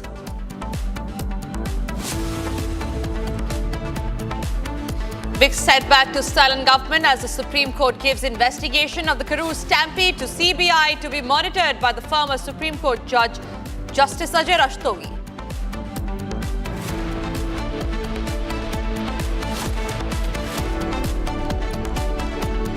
आपके इस संवेदनहीन, आपके इस कुशासन और आपकी इस दकियानूसी मानसिकता के कारण आज बंगाल में मां शर्मिंदा है, माटी लहूलुहान है और मानुष बेहाल है। There is massive uproar over the Durgapur gang rape case. The Bengal leader of opposition, Suvendu Adhikari, leads a BJP protest in West Bengal against the TMC government. Meanwhile, in Delhi, BJP holds a full-fledged press conference on Mamata Banerjee. All right, coming across to some live visuals that we are getting in from Tel Aviv, from the Khan Yunis area in Gaza, where the release of the hostages, the exchange of the hostages is taking place. And ladies and gentlemen, this is a big update, a big moment for Israel, in fact, when it comes to the peace plan that Donald Trump had, in fact, proposed. The Israel military has taken control over the 20 hostages. Remember, 20 hostages were held in captivity over the last 2 years by the Hamas soon after the war had broken out. But through mediation, through talks and dialogues, that has been sorted today. And we learned that the release of hostages has already taken place. The family is celebrating. Live visuals we were getting in there from APTN, if you can have that back on our screen, where Donald Trump has been the mediator here. He is currently in Israel, and in just some moments from now, we will also be addressing the Israeli Parliament on the release of hostages. Hamas has released all 20 Israeli live hostages to the Red Cross on Monday. That is today, as a part of the new Gaza ceasefire agreement between Israel and Hamas. The hostages were released in 2 phases. In the first phase, there were 7 hostages that were released in the morning. And the second phase, 13 more hostages were released. Now, they will be returning home after 2 years of the deadly war. Meanwhile, the United States President Donald Trump, the mediator of the ceasefire, arrived in Israel ahead of his scheduled visit to Egypt for the Gaza Peace Summit. Those are live shots from the Israeli parliament, where Donald Trump will be addressing the Israeli and the top officials on the peace plan that he had proposed, that was lauded by all the world leaders, including the Prime Minister of India, Narendra Modi, as well. Now, as a part of the agreement, 20 living Israeli hostages were released in exchange for more than 1,900 Palestinian prisoners held in Israel. So this is an exchange that took place today at the Khan Yunis area, and this was facilitated by the Red Cross officials. Now, with the release of the first 7, 13 more Israeli hostages have been returned. However, they have still not been handed over to the Israeli military, and that is under process right now.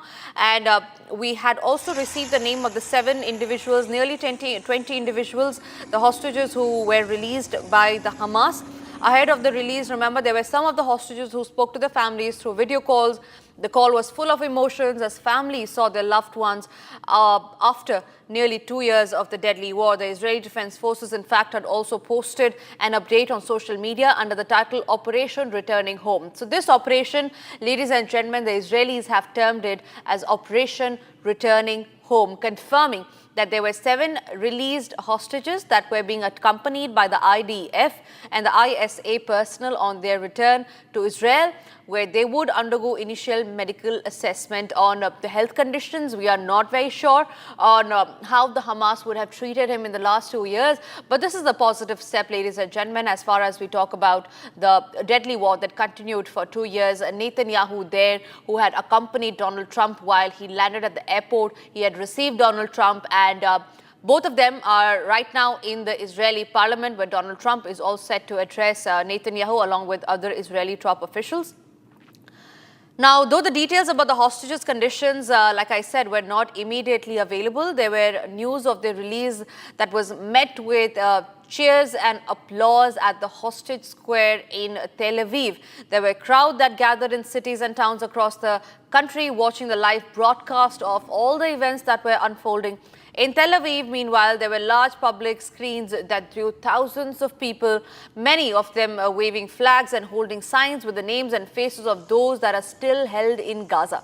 Outside the southern Israel, the Reem military base, that is, a small crowd had already gathered by sunrise today, holding the Israeli flags, wrapped in silence and prayer, waiting for the safe return of their loved ones. And there were no immediate details, however, that we received about the hostages' condition. But for many, simply knowing that they were brought alive was a measure of peace that many families had felt today. A crowd earlier had applauded and sang while they watched the live coverage of the hostage release. And on the first window, ladies and gentlemen, right now, those are the first pictures of one of the hostages that was there in Hamas's captivity and that was released and was received by the IDF at the Khan Yunis area in Gaza.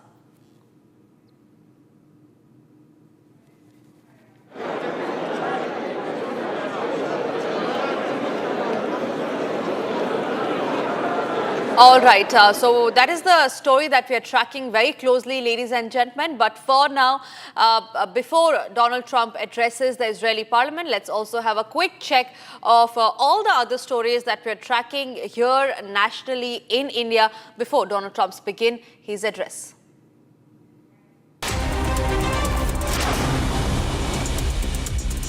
Flagship financial services arm of the Tata Group with a strong brand equity, Tata Capital, got listed on the National Stock Exchange this morning. But even after being the biggest IPO of 2025, Tata Capital's debut on the Dalal Street was weak. Shares of the Tata Group company listed at a mere 1% premium. The stock opened at rupees 330 on both BSE and NSE.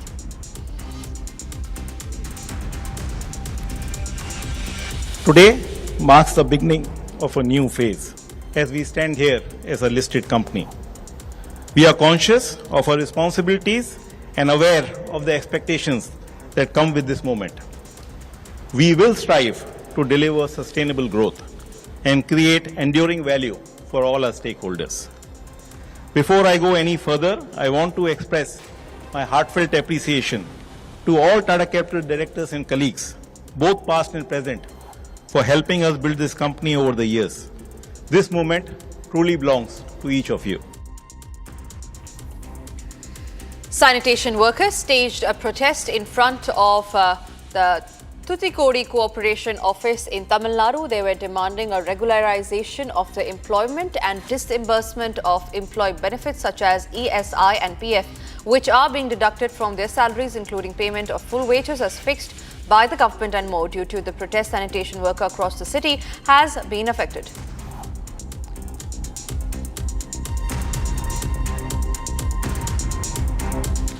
Massive fire broke out in several shops in Kurla West area of Mumbai last night. More than 10 fire brigade vehicles were deployed to help extinguish the blaze. According to the affected shopkeepers, the fire started at around 2:30 a.m. and most of the burned shops were a motor spare parts store. After approximately 4 hours of effort, the fire was brought under control and cooling operations are underway. The cause of the fire is still being investigated.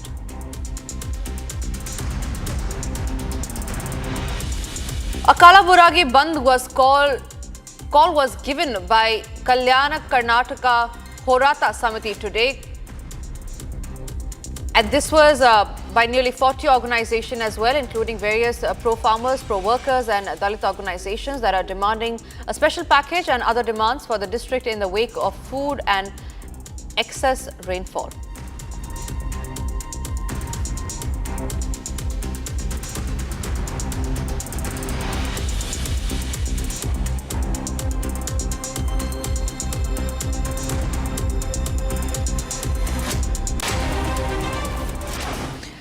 And in the latest development in the killer cough syrup, we learned that the Enforcement Directorate searches are currently underway at locations that are linked to the Srisan Pharmaceuticals in Chennai, the same factory that was responsible for manufacturing of the killer cough syrup, the cold drift cough syrup. Now, the company behind the cold drift cough syrup that allegedly caused the death of 23 children in Madhya Pradesh is currently under ED lens. Here's a report from Chennai this morning.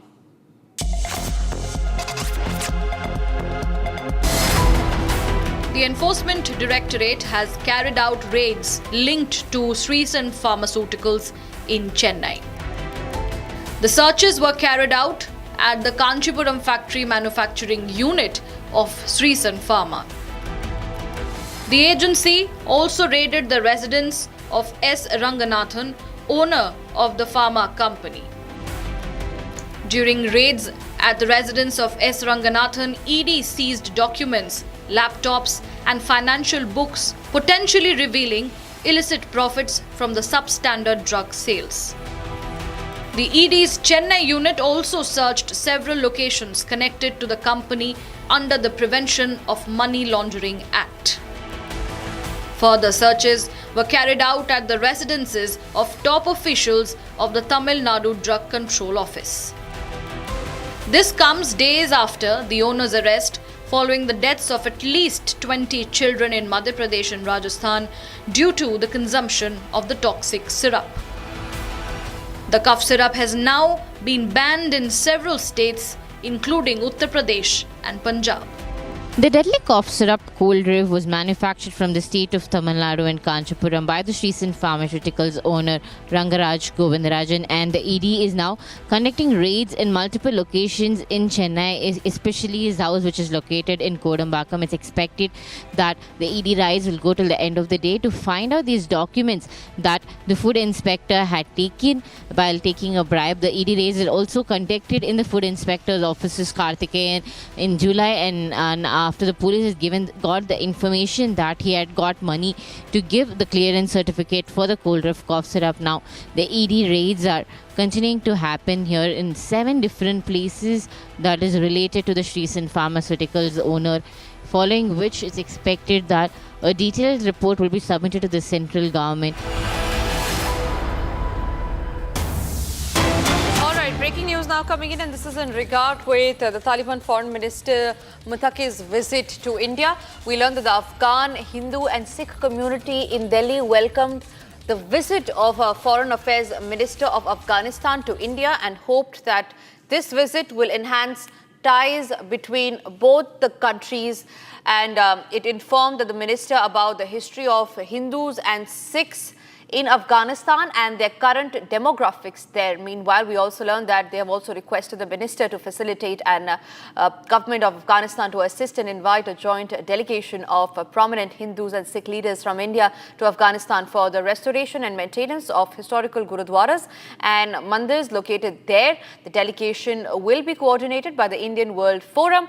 And another thing that they've written in the letter is about how, as during the previous regime, minorities were given representation in the government, and considering the same, at least 2 person, one from each Hindu and Sikh community, should be appointed high-ranking positions in the government. Meanwhile, what's also written in the letter is that the government should also consider in appointing and engaging Afghan national Hindus or Sikhs at an important position in their mission in India too, as this will strengthen the bilateral relations as well. The government will ensure the restoration of property rights and state of minorities which were grabbed during the previous regime. All right, Chandrakala is joining me live from the national capital on that. Chandrakala, this is a very important development as far as India-Afghanistan relationship is concerned. What more details are you picking up?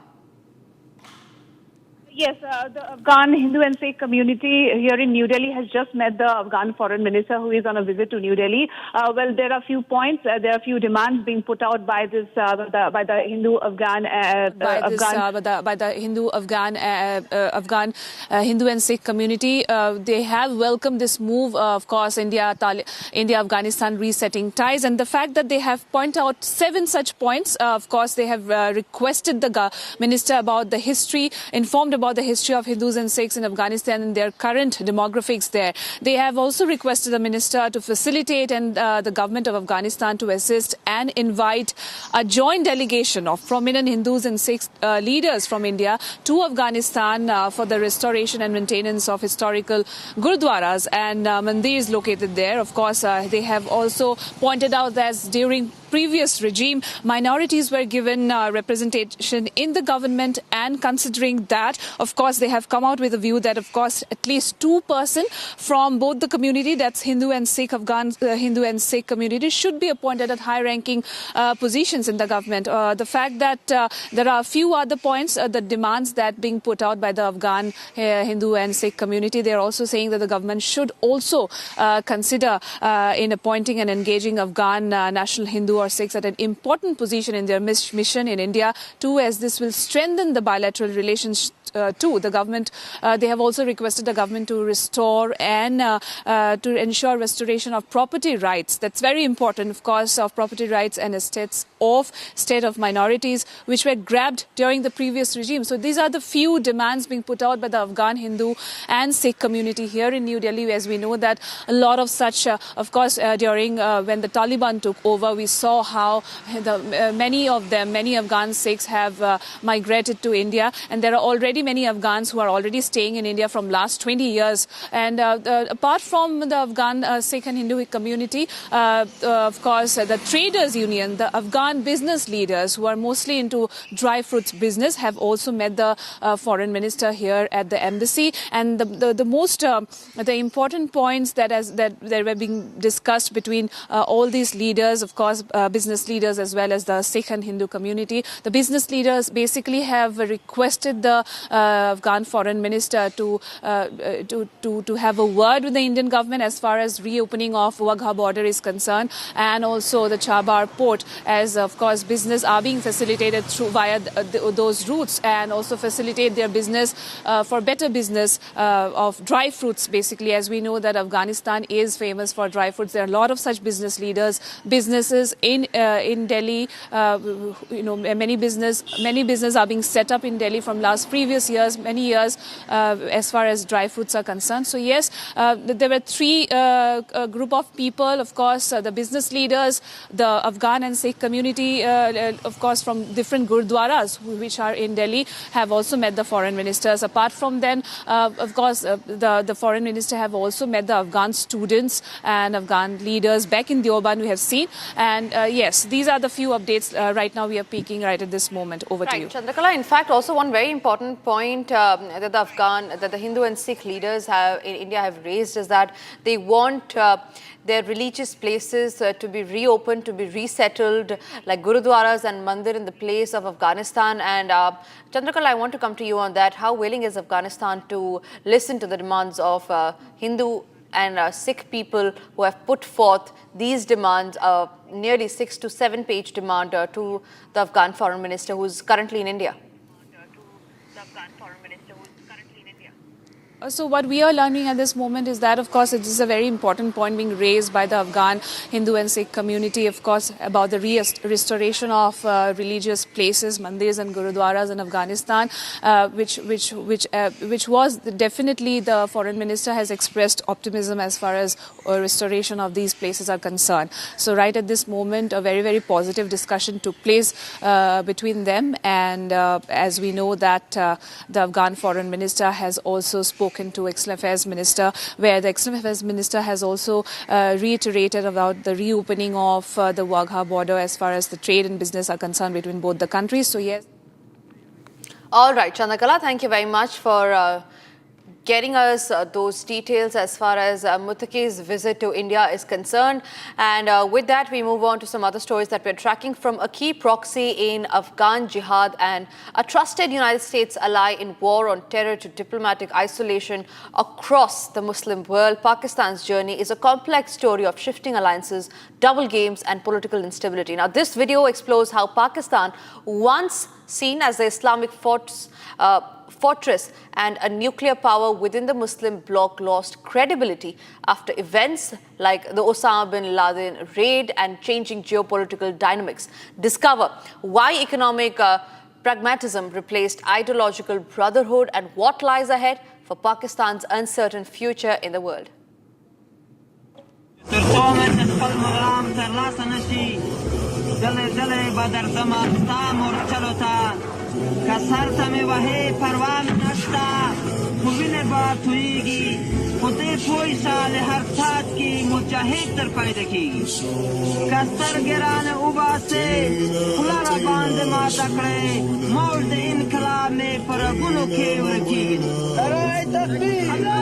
Once a proxy in the Afghan jihad and the American war on terror, today Pakistan finds itself isolated across much of the Muslim world. How did a country once hailed as the fortress of Islam, the only nuclear power in the Muslim bloc, lose so much diplomatic ground? To understand Pakistan's isolation, we go back 2 decades. After 9/11, Pakistan became Washington's frontline ally. President Pervez Musharraf promised, "We are with you in this war against terror." That in search of all the Al-Qaeda operatives who are non-Afghan, non-Pakistani, pretty easy to identify. We have entered, as far on the Pakistani side, an area known as the Fatah, the federally administered tribal areas where the government never entered for over a century. This is the first time that the Pakistan Army and our civil armed forces have entered this region, and we are in the process of opening out this region. Now, if at all any Al-Qaeda operative is hiding in this region, we are after them. Now, whether Osama bin Laden is here or across the border, your guess, sir, will be as good as mine. So I wouldn't like to venture into a guess. But the possibility of his maybe shifting sides on the border is very much there. But as I said, we are fully inside the areas which are treacherous areas. We have an ingress there, and there is no doubt in my mind that the military... Yadav is going to Bihar to change Bihar with a charge of 420 being framed against him by a competent court. अब 420 क्या होता है आपको तो बताने की जरूरत नहीं. धोखाधड़ी, सजा 7 साल, कॉन्स्पिरेंसी 120B. तो कौन सा बिहारा बनाने वाले हैं जब आपकी ये छवि है और आपके खिलाफ कोर्ट ने ये पाया है. मित्रों, लालू प्रसाद के पूरे अगर हम शासन को 3 वाक्यों में कहें, चारा खाना, अलकतरा पीना बिटुमिन, और सरकारी संपत्ति की बांटने में टेंडर में हेरा फेरी करना और जमीन प्राप्त करना, और चौथा, 3 नहीं 4, चौथा जमीन दो नौकरी लो. ये 4 मॉडल है. और इस मॉडल की एक विशेष बात यह है कि सारा बेनिफिट परिवार को ही आना चाहिए, बाहर को नहीं. ये क्लियर. आज थोड़ा मैं आपको बताना चाहता हूं, जमीन की तो चर्चा बहुत हुई है. जमीन दो नौकरी लो, और इसको ध्यान रखिए, किससे? मजदूर से, क्लास 4 से. तो गरीब लोगों की हकमारी की गई और उनसे जमीन लिया गया नौकरी के पहले. यह है सामाजिक न्याय. थोड़ा आपको मैं आज ये जो होटल का मामला है, इसको थोड़ा मैं आपको आज रिफ्रेश करना चाहता हूं. ये चार्जशीट में सारी बातें हैं. रेलवे की बहुत प्रॉपर्टी है. तो रेलवे के 2 होटल थे अंग्रेज़ों के समय के. एक रांची में था, झारखंड में, BNR होटल, बहुत फेमस होटल था, और दूसरा होटल था पुरी में. तो इन होटल को मेंटेनेंस के लिए रेलवे ने कहा अब हम नहीं करेंगे, किसी और को देंगे लीज पर. वहां से कहानी शुरू होती है. कहानी क्या शुरू होती है? पहले कहा एडवर्टाइज करेंगे, बाकी कहेंगे, फिर लालू प्रसाद के निर्देश हुए कि नहीं ये कर दो, फिर लीज का टर्म चेंज कर दो, और करते कराते पटना के सुजाता होटल के ऑपरेटर्स को उसके लिए काबिल बनाया गया, एलिजिबल, कि तुम अप्लाई कर सकते हो. और उसके पश्चात रोचक बात क्या हुई? रोचक बात यह हुई कि सिर्फ एक टेंडर, इनके टेंडर को सही पाया गया, बाकी सबको रिजेक्ट कर दिया गया. अब ये इतनी बड़ी बात हो गई तो ऐसी हो जाएगा क्या? तो इस होटल वाले के जो 2 ओनर थे, कोचर ब्रदर्स, उनकी पटना में 3 एकड़ जमीन थी. 3 एकड़ जमीन कहां पर? पटना के बेली रोड पर हाई प्रोफाइल जगह पर, जिसकी कीमत 93 करोड़ थी। तो स्टैंप ड्यूटी कम की गई, बाकी कम की गई, और फिर उसको बेच दिया गया एक कंपनी के नाम, जो कंपनी श्रीमान प्रेम गुप्ता की पत्नी के द्वारा संचालित थी।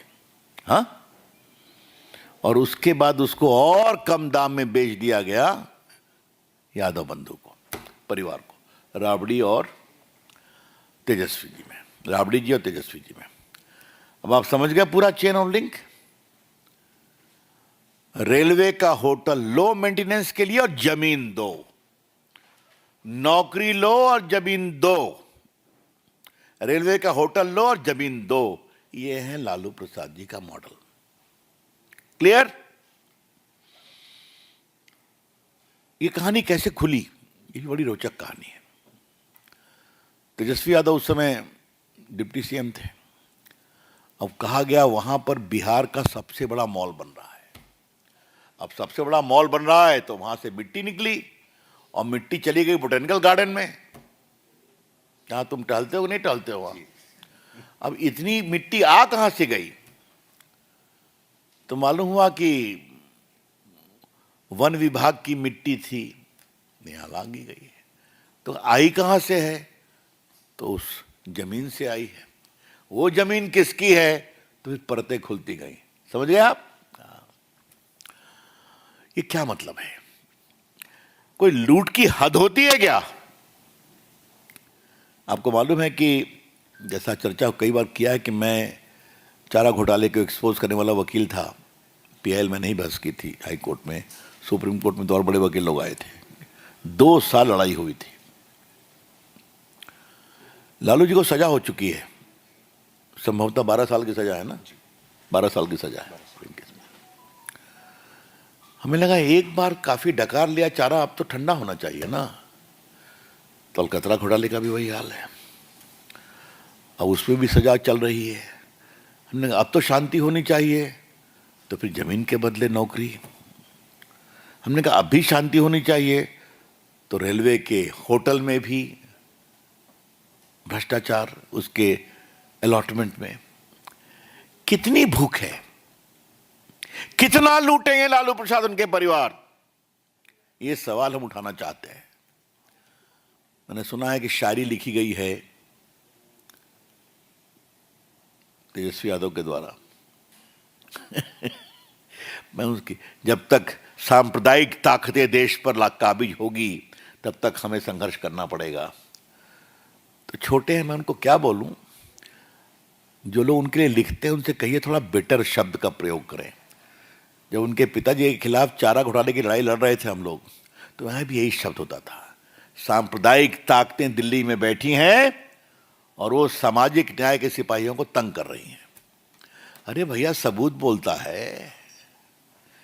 इससे बड़ा छलावा और क्या हो सकता है कि सरकारी संपत्ति को लूटना, पद पर रेलवे मंत्री हो या मुख्यमंत्री हो, पद पर बैठ के उसका दुरुपयोग करके अपने जेब को भरना और बाद में कहना हम लोग तो सामाजिक न्याय के संघर्ष करने वाले हैं। इससे बड़ा कोई छलावा हो सकता है? इन लोगों ने जिस तरह से किया है वो बहुत शर्मनाक है। मुझे लगा कि उनके जवाब में मैं एक बात कहूं। मेरा मोबाइल कहाँ चला गया? अभी तो ही था मेरे। Saurabh ji, my mobile give me. मैं आज के कोर्ट का आदेश पढ़ना चाहता हूं आपके साथ। दो, देखिए, ये आज का आदेश। The court noted that probable fraud must be tried as cheating, and the loss to the exchequer is not a euphemism, but a monetary loss. The conspiracy is sublime, but is not hidden from the court's view. इसको conspiracy को छुपाने की कोशिश की जा रही है, लेकिन कोर्ट की आंखें उनको देख रही हैं। The court noted that preliminary probe findings suggest that Lalu Yadav entered into a conspiracy with the other accused and abused the position and influenced the process of issuing and awarding tenders in return for undervalued purchase of land. तो तेजस्वी जी, मैंने court के आदेश को पढ़ा है, आज के आदेश को। मित्रों, कुछ और जानना जरूरी है।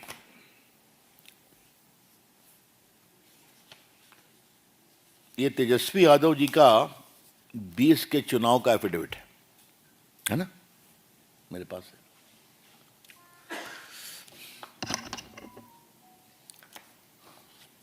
अब जरा देखा जाए,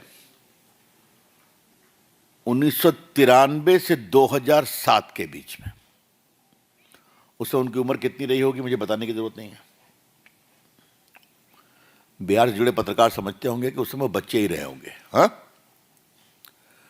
उनके पास कृषि योग्य 9 भूमि थी, 9 land, 3 in Patna, 6 in Gopalganj. Agricultural land 9, non agricultural land 2, both in Patna. Commercial 2005, 1 plot in Patna. Residential plot 2005, 1 plot in Gopalganj. अब भाई ये 9 प्लॉट कहां से आ गया? हाँ? नहीं, non agriculture 9 and agriculture and agricultural 9 and non agriculture 2, 11 कहां से आ गया? कमर्शियल भी है, पटना में है। माने हमारे ऐसे लोगों को भी इतनी प्रॉपर्टी बनाने में थोड़ा सोचना पड़ेगा। हाँ, और ये तो जान के मैं 2007 की बात कर रहा हूं। तो तेजस्वी जी की कब का डेट ऑफ बर्थ है गुरु? यानी 90 का है ना। तो अगर 90 का है तो 1993 मतलब 13 साल, 3 साल, और 2007 तो 93-2007 के उनके उम्र कितनी हो गई बताओ? 17 साल। अब 17 साल में 11 property, even before he became a major, 18 साल के पहले। हमारे स्वर्गीय दोस्त सुशील मोदी ने गिव मी दैट बुक। आज मैं उनको बहुत श्रद्धांजलि के साथ याद करूंगा। आपको मालूम है कि चारा घोटाले हो, अलकतरा घोटाले हो, इसमें पिटिशनर वो थे और मैं वकील था। हाँ, संघर्षशील व्यक्ति थे। और एक केस और फाइल हुआ तो बाबू लालन सिंह भी थे। अब देखिए, लालू लीला उन्होंने एक किताब लिखी है, लालू लीला। और इसमें उन्होंने कहा है तेजस्वी यादव की 14 प्रॉपर्टी, ये देखिए सब डिटेल से पूरे परिवार का, इसका कोई कॉन्ट्रडिक्ट नहीं किया गया अभी तक। अभी ना मैं राबड़ी जी के बारे में, जो राबड़ी जी के खिलाफ भी आज चार्ज फ्रेम हुआ है। राबड़ी जी को एग्रीकल्चरल लैंड 3 है, 2 गोपालगंज में, 1 पटना में। नॉन एग्रीकल्चरल लैंड 4 है, नहीं ज्यादा है, सुनिए आप। नॉन एग्रीकल्चर प्लॉट पटना में 4 है, कमर्शियल 1 है ऑल इन पटना, और रेजिडेंशियल 5 है। तो 5, 1, 6, 4, 10, 3, 13। राबड़ी जी करती क्या है भाई? ये सोर्स ऑफ इनकम क्या है? मैं 2 ही पर कॉन्सेंट्रेट कर रहा हूं, क्योंकि बाकी परिवार के लोगों का भी ऊपर भी asset beyond the non source of income चल रहा है ना। लेकिन आया कहां से? और ये मैं ऐसे नहीं बोल रहा हूं, सबके एविडेंस है मेरे पास, क्योंकि आपने खुद फाइल किया है। और मैं एक रोचक बात तो आपको बताना ही भूल गया। ये देखिए, ये है राबड़ी जी का एफिडेविट, जब उन्होंने एमएलसी के रूप में कंटेस्ट किया था तो बिहार लेजिस्लेटिव काउंसिल में। ये तो और भी जोरदार है। अब देखिए,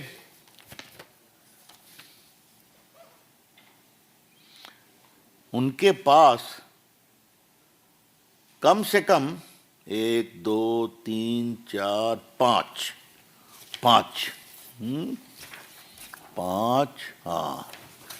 5 प्रॉपर्टी है भाई, पावर ऑफ अटॉर्नी। तो ये जो मैंने बताया राबड़ी जी को 11 नहीं 3 4 3 7 1 8 5 13 उसके अलावा 5 प्रॉपर्टी है पावर ऑफ अटॉर्नी से, ये उनका अपना है। कमाल है भाई। कौन कहता है बिहार गरीब है ठाकुर साहब, बताइए ना, कमाल है।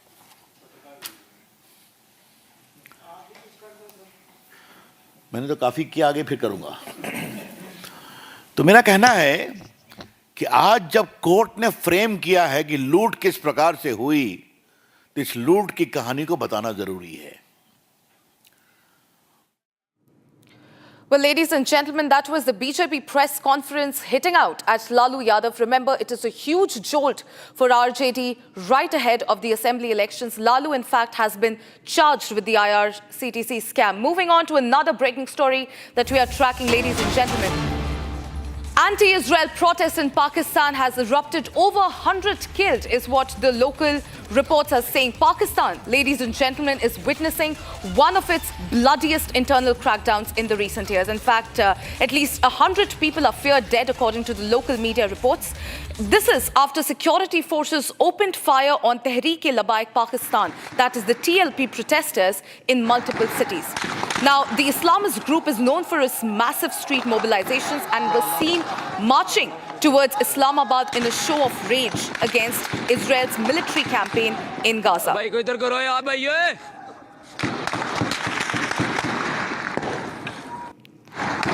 Now, in a stunning development that we are also getting to know, Shehbaz Sharif seems to have flown out to Egypt for a scheduled summit, a move that has sparked absolute disbelief and anger back in Pakistan.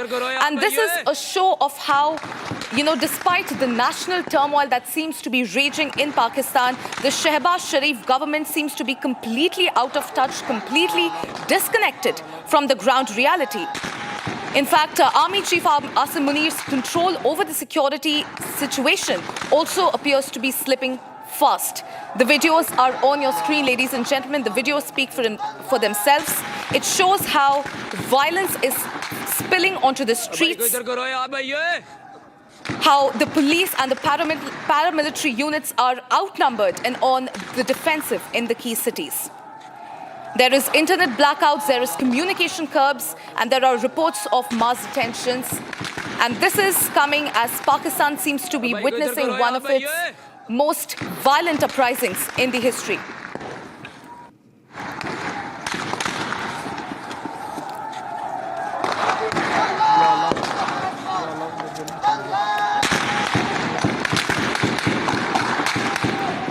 भाई को इधर करो यार भाई ये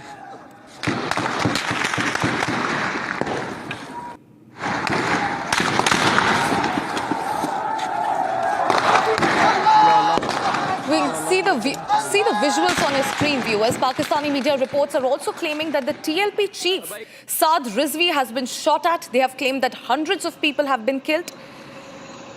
They have stated that the TLP chief was shot at several times by the Pakistani forces. And even as Pakistan burns, ladies and gentlemen, Shehbaz Sharif has decided to travel to Egypt. All right, I'm being joined by my colleague Gursimran on the phone line. Gursimran, we can see the visuals on the screen. There is a massive unrest in Pakistan. In fact, Pakistani media reports are also claiming that the TLP chief has been shot at. And also, talk to us about how Shehbaz Sharif is completely disconnected from what is going on in his own country, completely disconnected from the ground reality, despite the internal turmoil that is, burning Pakistan right now. Shehbaz Sharif has decided to travel to Egypt. Yes, Shehbaz Sharif, in a bid to become an international leader, has left for the Egypt to take part in the Middle East peace conference that is to be headed by US President Donald Trump. But back home, the situation is concerning for the Pakistani authorities, and we are seeing that with each passing minute, there have been a situation that Pakistan is grappling with. A new front is being opened with every single passing day. And yesterday, after the meeting that has taken place between Shehbaz Sharif and Mohsin Naqvi, who happens to be the Interior Affairs Minister of Pakistan, it was decided to launch a major crackdown on the Tehreek-e-Labbaik Pakistan. And today morning at the Fajr prayers, we saw when the Azan was taking place, the Pakistani Rangers and Lahore police, they launched a massive assault on the protesters that were on the roads, and hundreds of the protesters have been killed, including the chief of Tehreek-e-Labbaik Pakistan. Khadim Rizvi's son, Saad Rizvi, has also been shot at. This has been confirmed in a video that the eyewitness came on record stating that he saw the Saad Rizvi being hit by the bullet, and then he was holding a coffin with him, because there was another video of Saad Rizvi early this morning in which he said that we have taken coffin into the hands but have urged the police not to fire at them because they are also Muslim, and they are saying that it is against the principles that they should fire at the without arms protesters, those who are on the roads for a peaceful protest. But we saw that massive bloodshed that took place in Muridke, and the visuals that are emerging speaks volumes about what transpired this morning when there was an internet clampdown. There was almost it was dark in the morning at around 4:30 when the protesters marched into this area of Muridke where the protesters were sitting. The container in which Saad Rizvi was there, that was crushed with the bulletproof vehicle. That is also what the eyewitness have said. So if we speak of the situation presently continues to be tense, and in different parts of Karachi, Lahore, there have been various fronts that have been opened. The protesters are on the road, they have blocked the roads. Even at many instances we are witnessing where the cops are being trashed by the protesters against this action that the police has taken with regards to opening firing at the protesters. Well, certainly, Gursimran, in fact, the visuals speak for themselves. Also speak to us about how, Shehbaz Sharif seems to have left for Egypt despite what is going on back in his own country. And also this seems like a good time for Pakistan to take a hard look into the mirror, given the fact that it's losing its stronghold within its own country. Gursimran. Yes, if you speak of the hold, it was never that he was an elected representative of the country. We have seen what has happened to the Imran Khan, and the combination of the Pakistan Muslim League, Nawaz, along with the ISI and the Pakistani army were behind Shehbaz Sharif getting into the power. So there are different reasons to it, but when it comes to the internal security scenario of Pakistan is grappling with a new challenge every single day, because what we have seen in last 20 days, that starting from the Pakistani on airstrikes in the Khyber Pakhtunkhwa, they have opened every front, with the TTP intensifying Operation Al-Khandak, Baluch rebels, the Baluch Liberation Guards and the Baluchistan Revolutionary Guards. They have also intensified the operations. So we have seen Awami Action Committees 5-day deadlock that they came on the roads. That has also pushed Pakistan on the knees. And now what we are witnessing, that the Punjab front has also opened with Tehreek-e-Labbaik Pakistan. PLP has a history that they never budge to what is going on.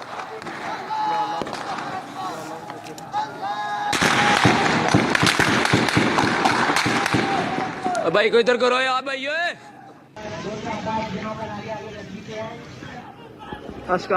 कहते हैं जी leader, इसे कहते हैं जी leader.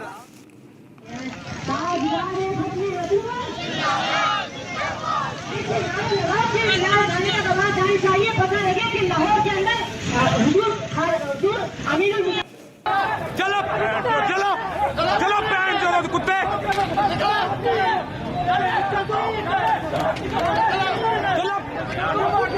Gursimran, we can see the visuals on the screen. There is there's a lot of ire on the streets. People are they are outnumbering the police. And of course, Pakistan seems to be facing a diplomatic isolation across the world, given the fact that, that its own journey has come into shifting alliances and double games and political instability. And given the fact that Shehbaz decides that this is the time for him to go to Egypt for a summit, speaks volumes about the fact that Pakistan's internal policy is completely out of place right now. Gursimran. See, you have rightly mentioned that Pakistan, in a bid to try to get closer to the United States, has almost made every neighbor of its own as its enemy. It was not only the India, but the distance it has made from the China, and now the situation that it has developed with the Afghans. Also, that clearly shows that Pakistan has becoming a natural threat for the countries in the South Asia. If we speak of India, if we speak of the China, they are distancing themselves, and also even in case of the CPEC corridor, we have seen that China is there, one of the countries that has invested a lot. But in return, every passing day, we are witnessing the Chinese being attacked in that very area. Now coming to the Afghan situation, that is before everyone, that the way Afghan defense spokesperson have spoken that if Pakistan dares to do any mischief, they will be given a befitting reply. And yesterday's attacks that have taken place all along the Durand line, 2,430 kilometers all along Durand line, that clearly shows that the point of contention, Durand line issue, is being raked up by the Afghans in a manner that they reserve the right to actually carry out any of the offenses when it comes to this very area. And at that time, after holding a meeting on the internal security, Pakistani Prime Minister chose to leave for Egypt so as he can be closer to the US President. Absolutely. Gursimran, also what I want to know from you is that, is there any sort of international response that has come so far, especially from Egypt, where Shehbaz is headed currently? If we speak of the international response, it is yet awaited. The conference is yet to begin because the world leaders, especially from the Middle East, they are yet to arrive because the Arab leaders, they have left for Egypt, but they are yet to reach. Donald Trump is presently in Israel. He will be reaching Egypt tomorrow morning because he's on a 3-day visit to Israel and visit Middle East. He will be reaching Egypt tomorrow. So it has to be seen what comes out of the peace summit, but the peace summit will primarily focus on what has happened between Israel and Gaza, and it is less likely that it will speak on the internal situation of Pakistan. Well, all right, Gursimran. Also, is the army chief, Asim Munir, is he directly, overseeing the response, or has the control shifted to the provincial forces, especially given the fact, if you could see the outrage that is spilling onto the streets? So has the control been shifted to the provincial forces yet? If you speak of the presence, it is the Pakistani Rangers and the Lahore Police, along with the other district police, that is carrying out these operations. There has not been any direct involvement of the Pakistani army, but since Pakistan is a state that is completely controlled by army, so there lies a possibility that Mohsin Naqvi and the army chief Asim Munir may be taking the shots. But for now, it has not been confirmed whether the Pakistani army has been inducted into the operations. Reason being that this is an hinterland situation, the interior efforts that are being made to actually contain this situation. And when it comes to the Pakistani army, we are witnessing that Pakistani army is grappling with the situation, where we have seen that the Tehreek-e-Taliban Pakistan has just claimed that they carried out 19 attacks in past 24 hours, including the attacks in North Waziristan, 7 attacks, South Waziristan, 3 attacks, Trine Pani, they have carried out 5 attacks. So total of 19 attacks they have carried out. The Pakistani army has been actually engaged in multiple fronts by Tehreek-e-Taliban Pakistan, that they actually cannot look beyond anything that is somewhere inside the borders. They have been engaged in the borders close to the Durand line, so that any of the attempts of the Pakistani army to look into the hinterland, that is not possible, at least for now, because they have the pressure of Afghan on the other side of the Durand line, and in the hinterland it is Tehreek-e-Taliban Pakistan and also the Balochistan Republicans Guard, that are Revolutionary Guard, that are already making it really very difficult by carrying out back-to-back terror attacks. Well, right, Gursimran. Also, Pakistani media report is claiming that Tehreek-e-Labbaik chief Saad Rizvi has been shot at. So has TLP issued any sort of official statement or a video since the reports of him being shot at has come out? Speak of the reports that has been confirmed by some of the eyewitness accounts, that have been also some videos that have surfaced on the Pakistani media, in which they are saying that Saad Rizvi was fired upon. What is his condition, that is yet to be known, because as per the eyewitness account, he was first shot at and then he took the coffin into his hands. That video came, he was looking fine when this video of a coffin came. So it can be said that he might have been hurt, but what is his condition, it is yet to be made clear by the Tehreek-e-Labbaik Pakistan. But the the gathering that was there at Muridke, that was completely, actually, people were killed, they were fired upon, they were injured, and then they were taken in a rush by the Pakistani forces to which location, that continues to be an undisclosed location. That is what the Tehreek-e-Labbaik protesters are saying. Right, Gursimran. Also, what we are getting to understand is that the clashes are not just concentrated in just 1 or 2 cities. Thank you, Gursimran, for getting us those updates. We'll be very, very closely tracking the unrest that is currently burning Pakistan. All right, it's time to slip into a very, very short break, ladies and gentlemen. On the other side, we'll continue to track the story very, very closely. PM Shehbaz has left for Cairo amid the unrest in Pakistan.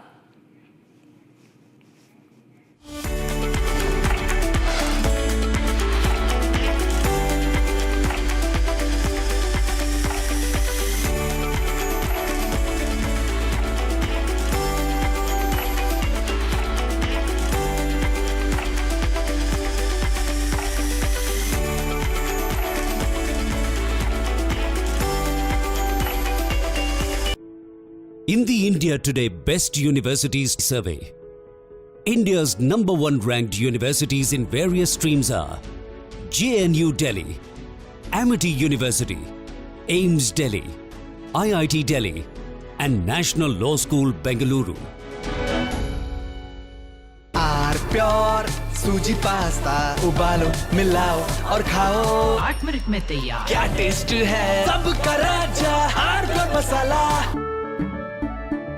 केसरिया से मन जोगी हुआ रे दिल झूमे देखो मतवारा हुआ रे केसरिया से मन जोगी हर पल मनाओ केसरी त्योहार।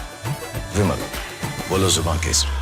MDH की हल्दी मिर्ची धनिया करे कमाल। ये रंग दे, ये खुशबू दे, ये तीखा, ये कम पड़े। क्या निराला MDH masala.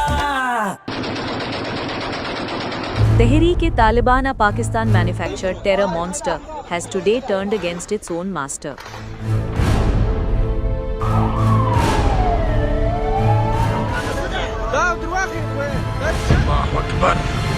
On the night of 11th October 2025, the Afghan Taliban smoked several Pakistani military posts. The terror group claimed to have attacked 16 posts across multiple provinces of Pakistan under its Al-Khandaq operations. The Taliban destroyed Pak's Durand line security. The group killed 58 Pak soldiers and held 5 as captive.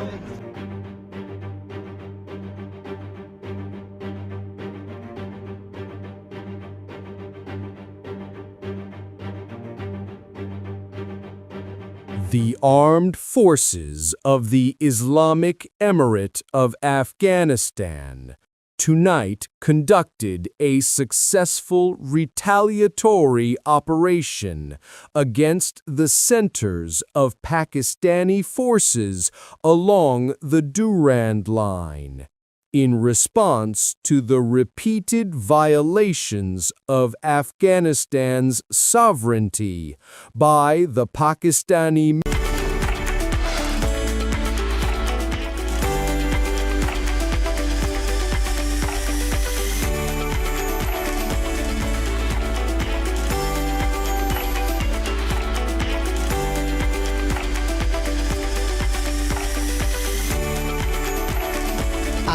Pure suji pasta उबालो मिलाओ और खाओ 8 minute में तैयार। क्या taste है सबका राजा R pure masala. Bliss. Sometimes it dances on your skin like first rain.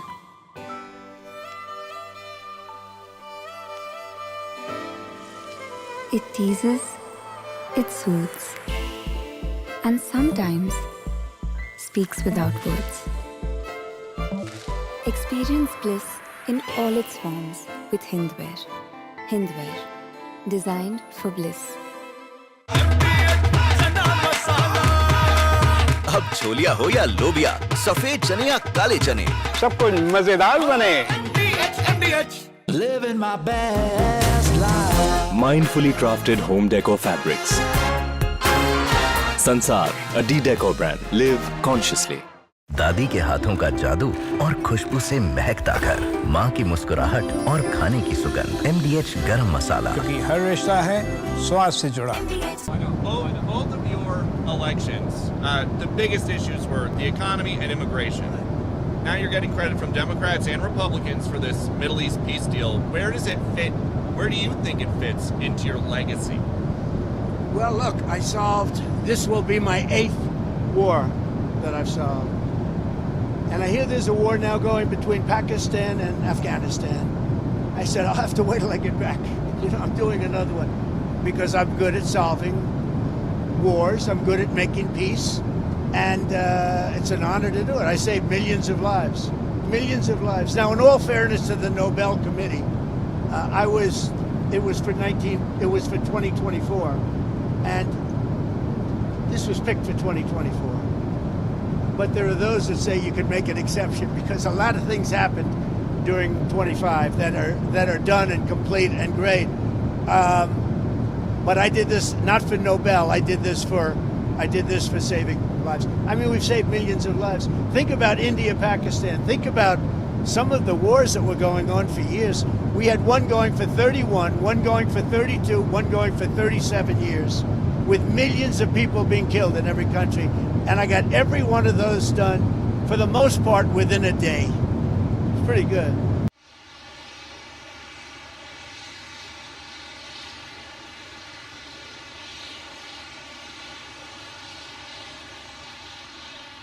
On tough savings because we are taking in hundreds of billions of dollars, not only from China, from other countries. We've become a wealthy country again, and the tariffs have given us diplomatic strength. They've given us negotiating strength. I settled a few of the wars just based on tariffs. I said, as an example, with India and with Pakistan, I said, if you guys want to fight a war and you have nuclear weapons, I'm going to put big tariffs on you.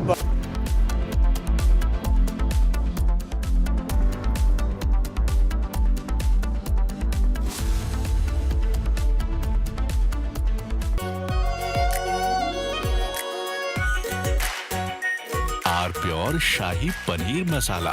Delicious, healthy, every day.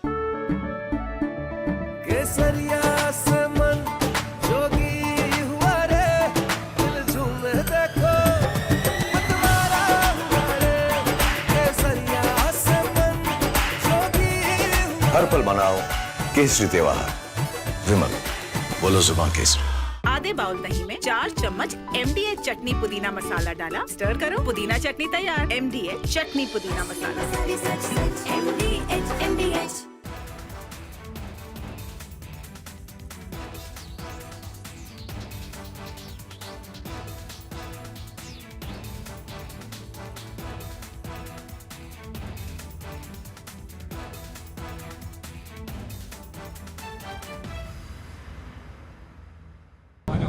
Both of your elections, the biggest issues were the economy and immigration. Now you're getting credit from Democrats and Republicans for this Middle East peace deal. Where does it fit? Where do you think it fits into your legacy? Well, look.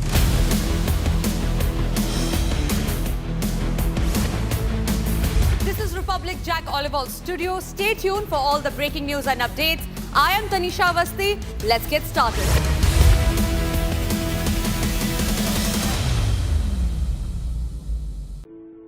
In the India Today Best Universities Survey, India's #1 ranked universities in various streams are JNU Delhi, Amity University, AIMS Delhi, IIT Delhi, and National Law School Bengaluru. MDH की हल्दी मिर्ची धनिया करे कमाल, ये रंग दे, ये खुशबू दे, ये तीखा, ये कम पड़े, क्या निराला MDH masala. Bliss.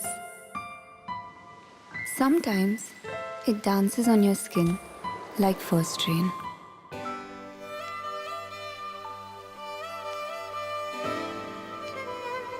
Weaves the magic of warmth into a cold day.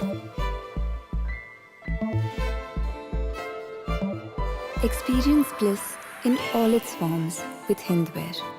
Hindwear, designed for bliss.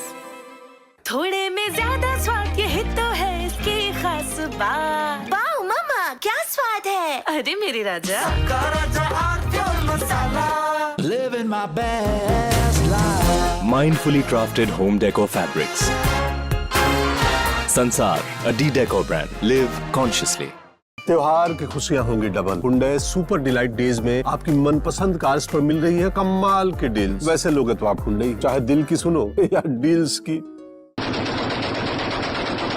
Tehreek-e-Taliban, a Pakistan-manufactured terror monster, has today turned against its own master.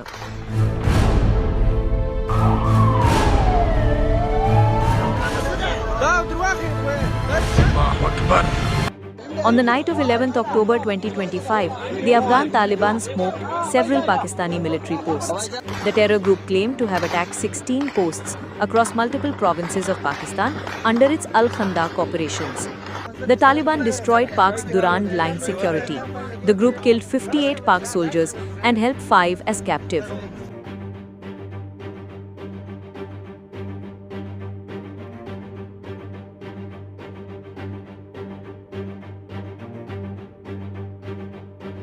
The armed forces of the Islamic Emirate of Afghanistan tonight conducted a successful retaliatory operation against the centers of Pakistani forces along the Durand.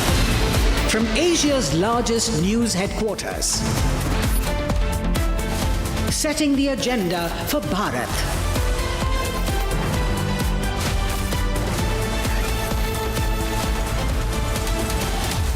You're watching Republic.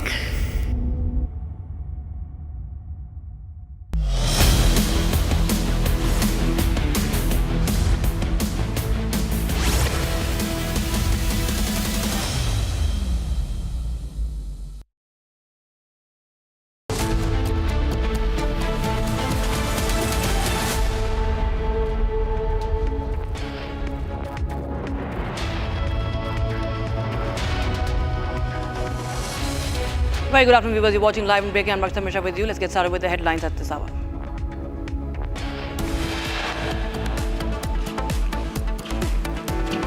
US President Donald Trump arrives in Israel, all set to address Knesset and depart for peace summit in Egypt.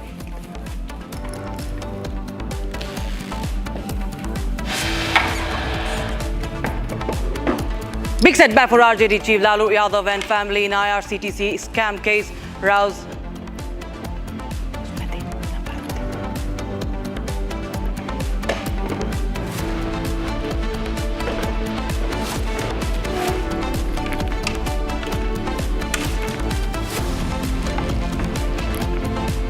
Setback for Lalu Yadav ahead of Bihar polls.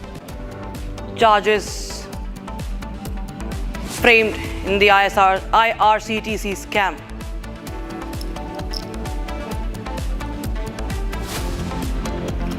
Supreme Court gives investigation on Karur stampede to the CBI to be monitored by former Supreme Court Judge Justice Ajay Rastogi.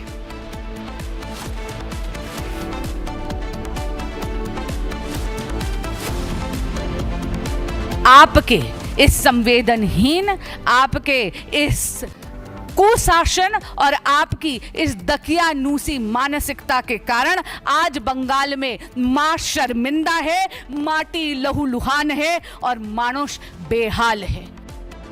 Massive uproar over Durgapur rape case. Bengal LOP Shubhendu Adhikari leads BJP protests against the TMC government.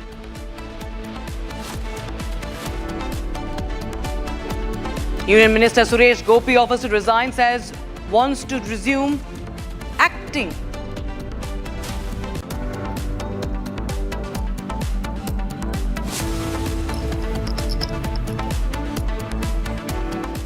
Now, viewers, a deal brokered by the US, Qatar and Egypt and Turkey involved the release of 20 living hostages of Israel in exchange for nearly 2,000 Palestinian prisoners.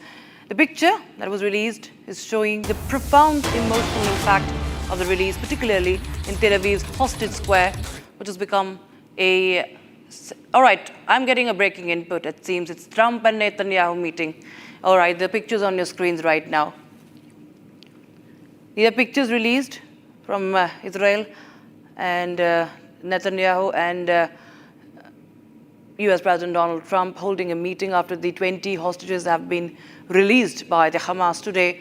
And this is Benjamin Netanyahu meeting the US President Donald Trump. All right, we have Dan Pfefferman, former IDF major, joining us on the broadcast for more.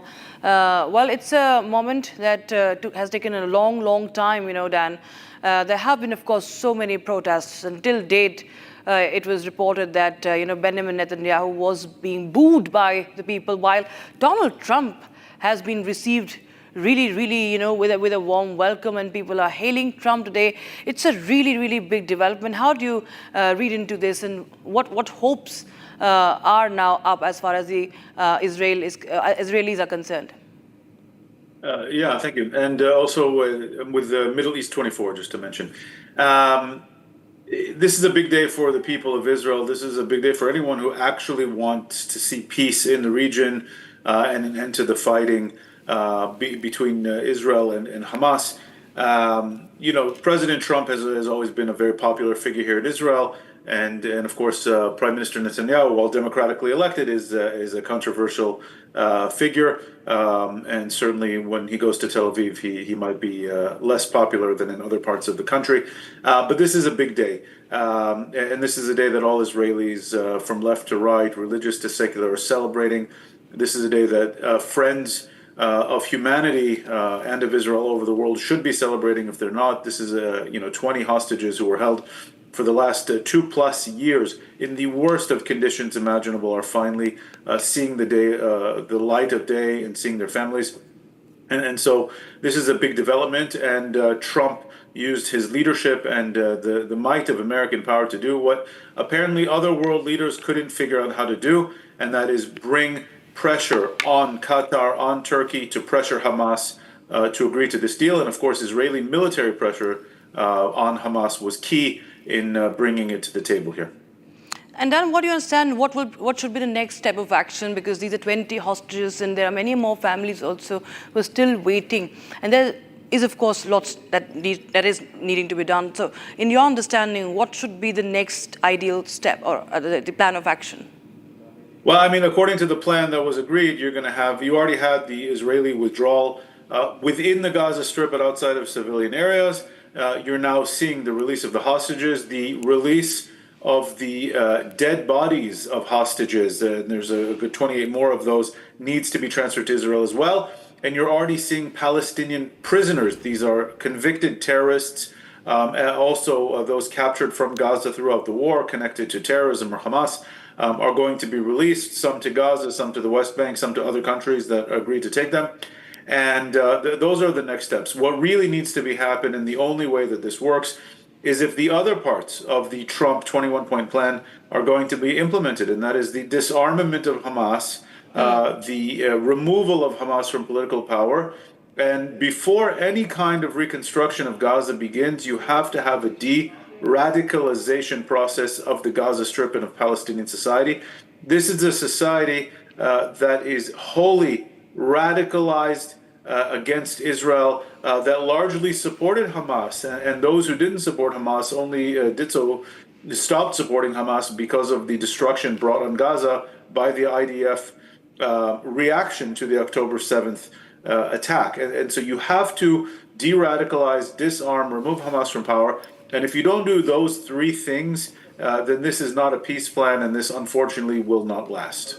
So that's where I was actually coming to now, because Donald Trump has declared that the war in Gaza has ended, which of course Benjamin Netanyahu has said that there are still many challenges, and this is not really the end. What are the people of Israel right now wanting, and also the defense forces? What sort of challenges still exist in your understanding? And if you could just say in one line, has this war really ended? This specific war has ended. This specific round of fighting that began on October 7th has ended. The question is the broader Hamas-Israel war ended? And so what needs to happen, the Israeli people need a day to breathe. The Israeli people need a day to celebrate. The Israeli people need a win here. And this is just a huge collective sigh of relief. Dozens of families and friends of these hostages will be able to rest tonight. The hostages themselves who have suffered immensely will be able to finally begin the healing process. And so this is important. But from a strategic perspective, from a political perspective, from a security perspective, let's not be under any illusion that the long-term war against Hamas has ended, because Hamas refuses to see it ending. Until the day Hamas actually disarms and exits the scene from Palestinian politics, this war cannot end, because they are determined to see the destruction of Israel, no matter what the cost is to their own side. And so that is why we have to have a sober outlook on this. We have to continue to make sure to remain vigilant. Now comes a time for diplomacy. Now comes a time for the international force, the stabilization force that was talked about in the Trump plan.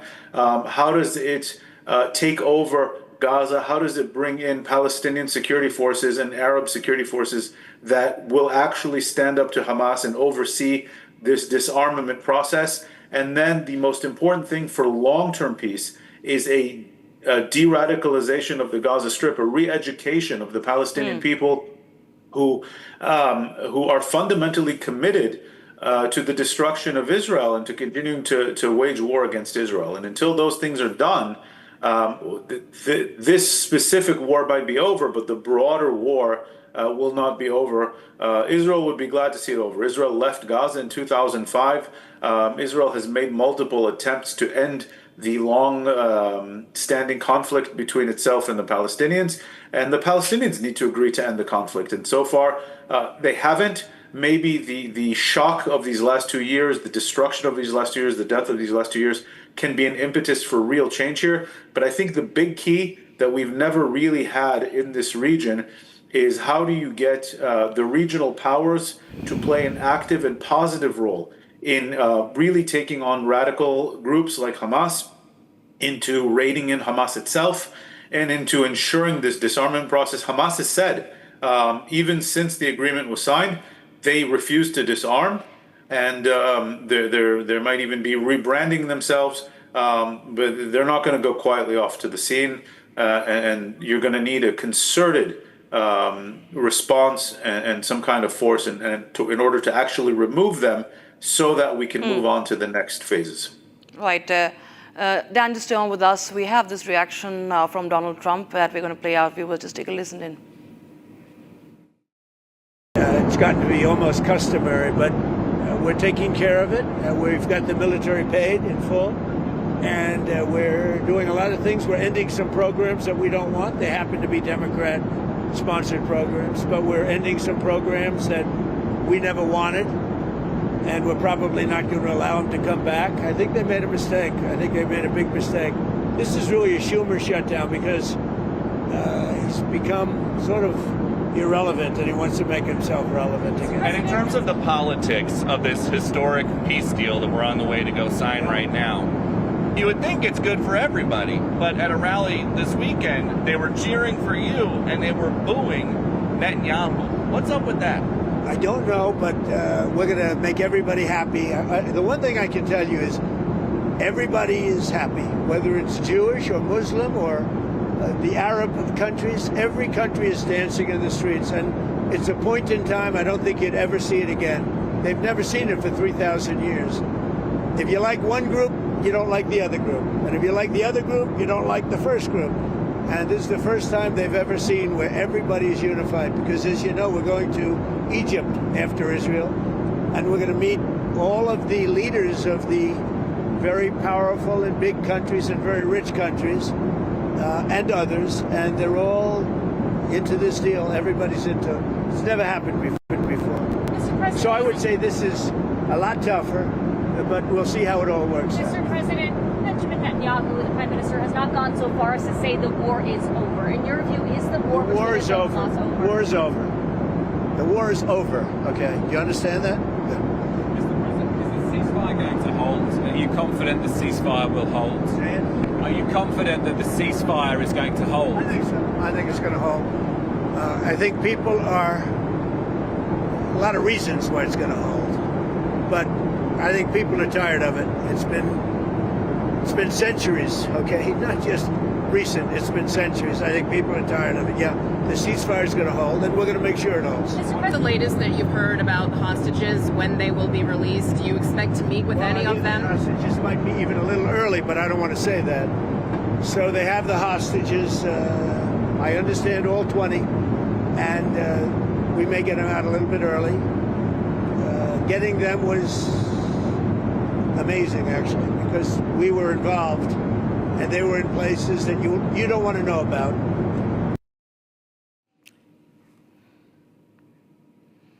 Right. All right. So now we go back to Dan Pfefferman. Dan, well, we just heard the U.S. President, as we were just discussing about that the war is over. But, you know, from the threat of Hamas in total and those backing Hamas and the likes, you know, they still exist. Those powers still exist. You feel that here Trump's diplomacy along, you know, Israel and Trump, you know, Netanyahu and Trump can actually come together to counter those forces, or is it very complicated still?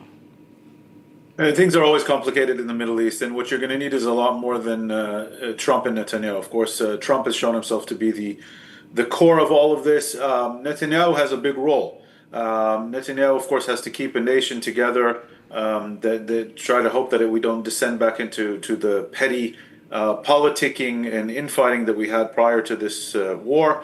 There's going to need to be smart diplomacy to engage with the regional powers. The Saudis, the Emiratis, the Egyptians, the Jordanians are going to need smart diplomacy, smart leadership, smart communications from the Israeli government in order for them to fulfill their roles. They're going to have to pressure Qatar and Turkey, and in turn, Qatar and Turkey and Egypt are really the main levers here on Hamas. If you want to see de-radicalization, that's the Emiratis and the Saudis. If you want to see disarmament, then you're going to want to see reconstruction, and it's going to be a lot of Gulf Arab money. And so Netanyahu has to ensure that Israel plays a very smart and restrained role. If done correctly, under American leadership, we very well could see the expansion of the Abraham Accords now that this war is wrapped up, and that Israel, in theory, has committed to re-engaging the political horizon with the Palestinians.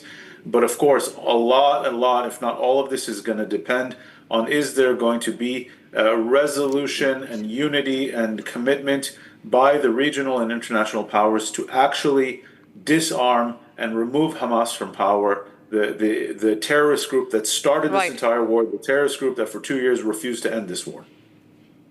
Thank you so much, Dan, for joining us with your reading of the situation, viewers. The update the update we have that Benjamin Netanyahu also will be attending this summit, the Gaza Peace Summit in Cairo. That's of course a very big development. Viewers will keep a close eye, but now we shift our focus to other stories. Now, India and Canada ties are progressing steadily, and this has been highlighted by External Affairs Minister of India, Dr. S. Jaishankar, as he met the visiting Canadian Foreign Minister Anita Anand in New Delhi today. This is Anand's first official visit since taking charge, and two sides focusing on building a fresh strategic framework for cooperation across key sectors. Here's a report.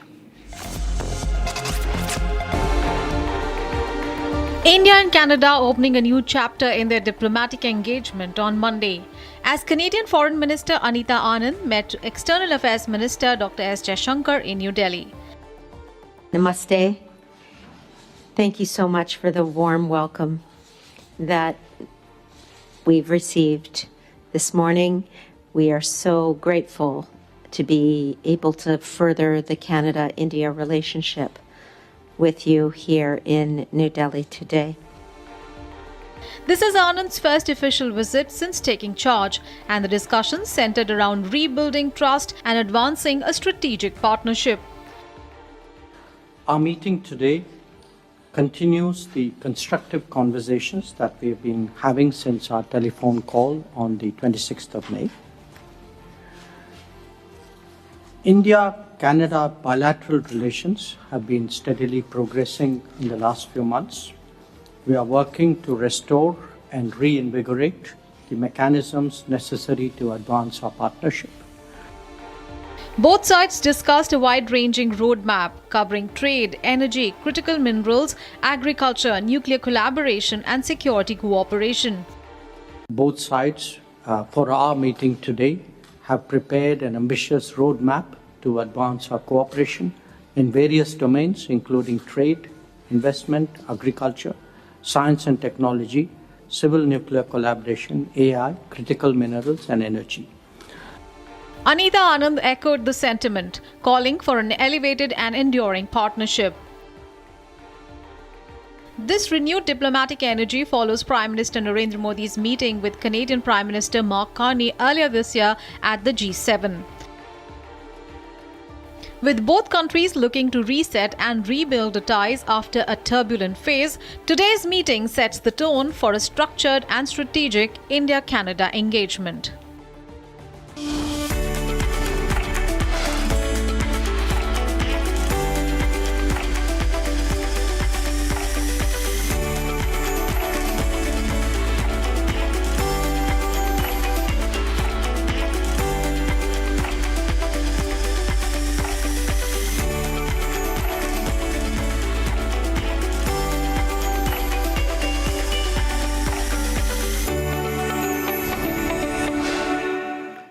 US President Donald Trump continues to claim that his tariff threats stopped a potential India-Pakistan war earlier this year. In fact, he also goes on to call the Gaza truce his 8th conflict solved and says that next he's going to turn his focus to Pakistan versus Afghanistan tensions. Here's a report. Donald Trump yet again touting tariffs as his weapon of peace, claiming he stopped a nuclear escalation between India and Pakistan with threats of massive tariffs. Trump said he warned both countries of up to 200% duties if they went to war. I settled a few of the wars just based on tariffs. I said, as an example, with India and with Pakistan, I said, if you guys want to fight a war and you have nuclear weapons, I'm going to put big tariffs on you both, like 100%, 150, and 200%. No, don't do that. I said, I'm putting tariffs. I had that thing settled in 24 hours. If I didn't have tariffs, you could have never settled that war. Trump also called the Gaza ceasefire his 8th conflict solved. And now he's saying he'll shift focus to the Pakistan-Afghanistan border next. The remarks come as Trump pushes his record on global conflicts, even invoking a Nobel Peace Prize snub. Trump's remarks come even as India has denied any US role in the truce.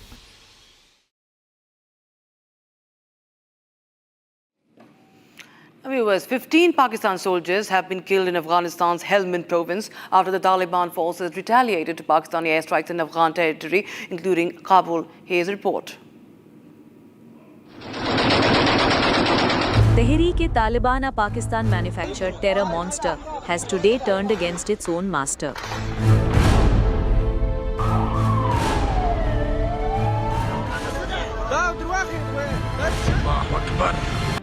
On the night of 11th October 2025, the Afghan Taliban smoked several Pakistani military posts.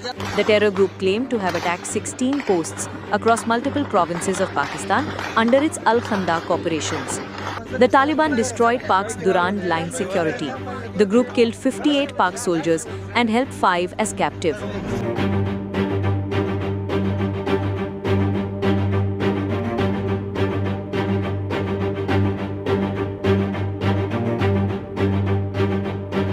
The armed forces of the Islamic Emirate of Afghanistan tonight conducted a successful retaliatory operation against the centers of Pakistani forces along the Durand Line, in response to the repeated violations of Afghanistan's sovereignty by the Pakistani military and airstrikes on Afghanistan's territory.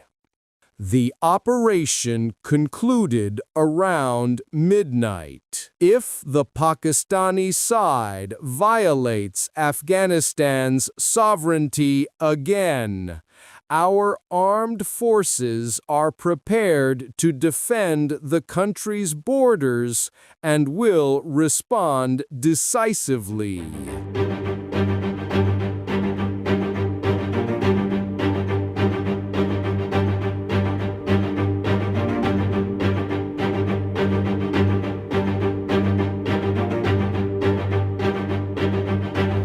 हम जैसे हिंदुस्तान के साथ अच्छा ताल्लुकात चाहता है, पाकिस्तान के साथ भी अच्छा ताल्लुकात चाहता है, लेकिन ये ताल्लुकात दोनों तरफ से हो सकता है, एक तरफ से तो नहीं हो सकता है। इसलिए हमारा ख्वाहिश ये है कि ऐसा गलती को तकरार नहीं करना चाहिए। अफ़गानियों का हौसले नहीं आजमाया, उसको ज़्यादा छेड़ना अगर लोग करता है तो वो एक बार अंग्रेज़ से पूछे, फिर सोवियत यूनियन से पूछे, फिर अमेरिका से पूछे, फिर नाटो से पूछे, ताकि वो आपको थोड़ा सा समझाए कि भाई अफ़गानिस्तान के साथ ऐसा खेल करना ये अच्छा नहीं है। Once Pak's extreme loyalist,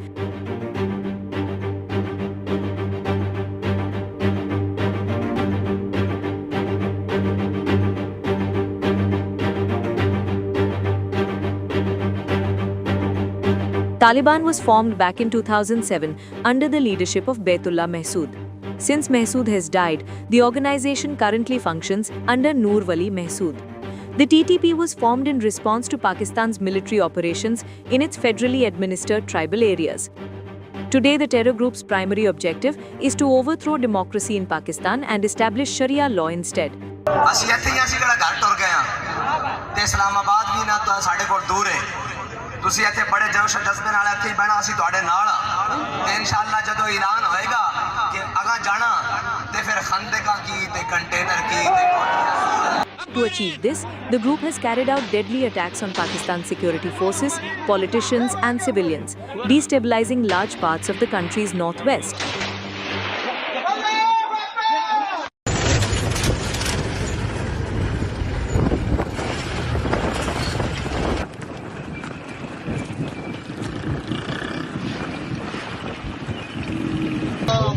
Allahu Akbar!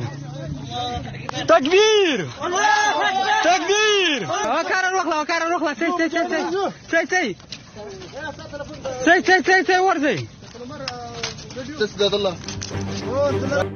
According to the UN report, TTP has increased attacks on Pakistan ever since it has returned to power in Afghanistan.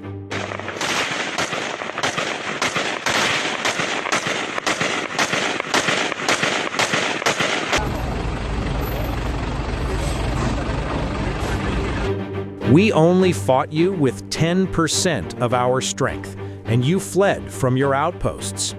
If you dare violate Afghanistan's territory again, we will use 100% of our power against you.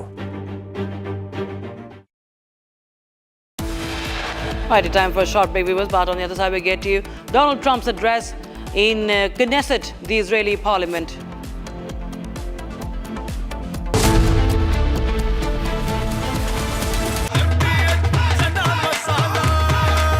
अब छोलिया हो या लोबिया, सफेद चने या काले चने, सब कुछ मजेदार बने।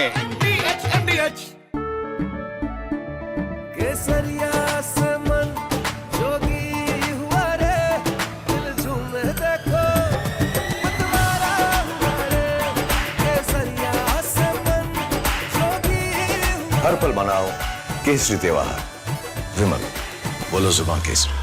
थोड़े में ज्यादा स्वाद, यही तो है इसकी खास बात। वाओ मामा, क्या स्वाद है? अरे मेरे राजा।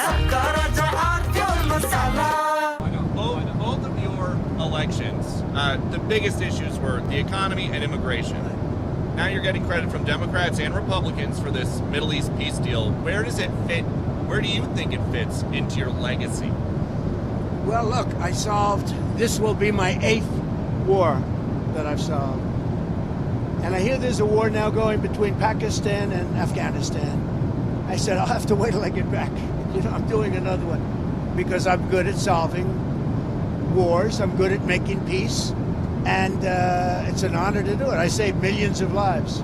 Millions of lives. Now, in all fairness to the Nobel Committee, it was for 2024. And this was picked for 2024. But there are those that say you can make an exception because a lot of things happened during 25 that are done and complete and great. But I did this not for Nobel. I did this for saving lives. I mean, we've saved millions of lives. Think about India, Pakistan. Think about some of the wars that were going on for years. We had one going for 31, one going for 32, one going for 37 years, with millions of people being killed in every country.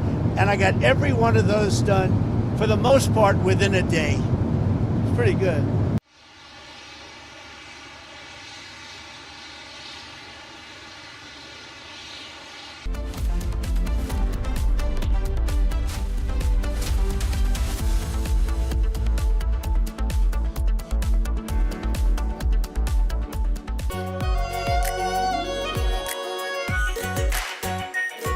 Pure Shahi Paneer Masala. Delicious, healthy, every day. Bliss. Sometimes it dances on your skin like first rain.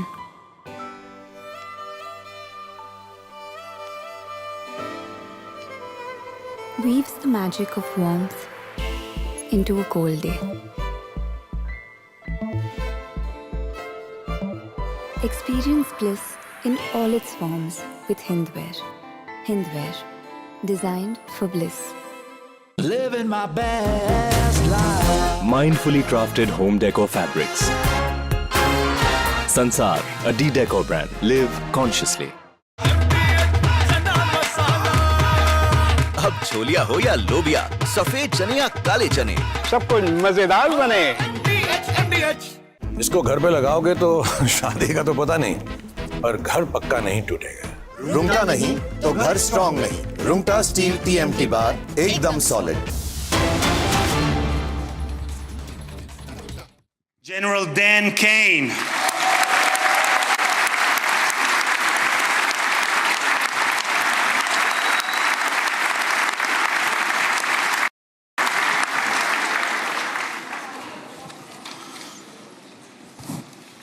Two key players.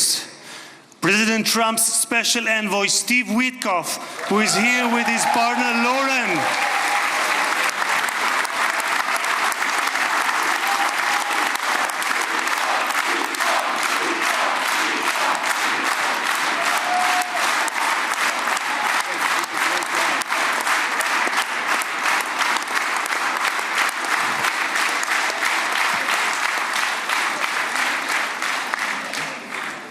And Jared Kushner, who is here with his wife Ivanka.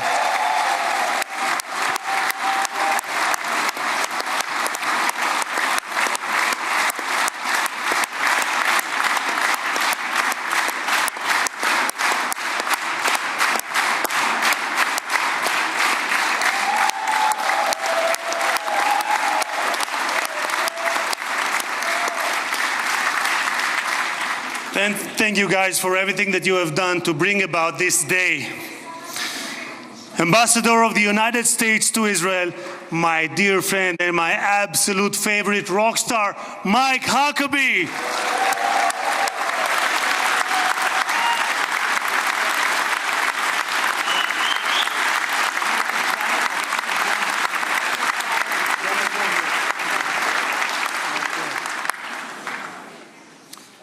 שגריר ישראל בארצות הברית, יחיאל לייטר.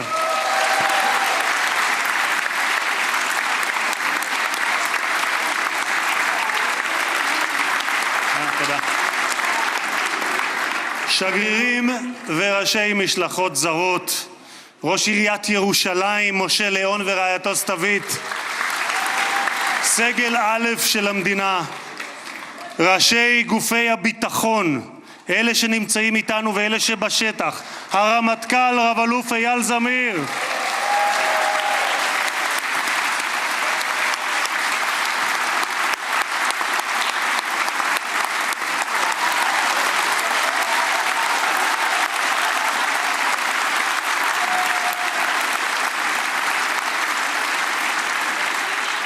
המפכ"ל רב ניצב דניאל לוי,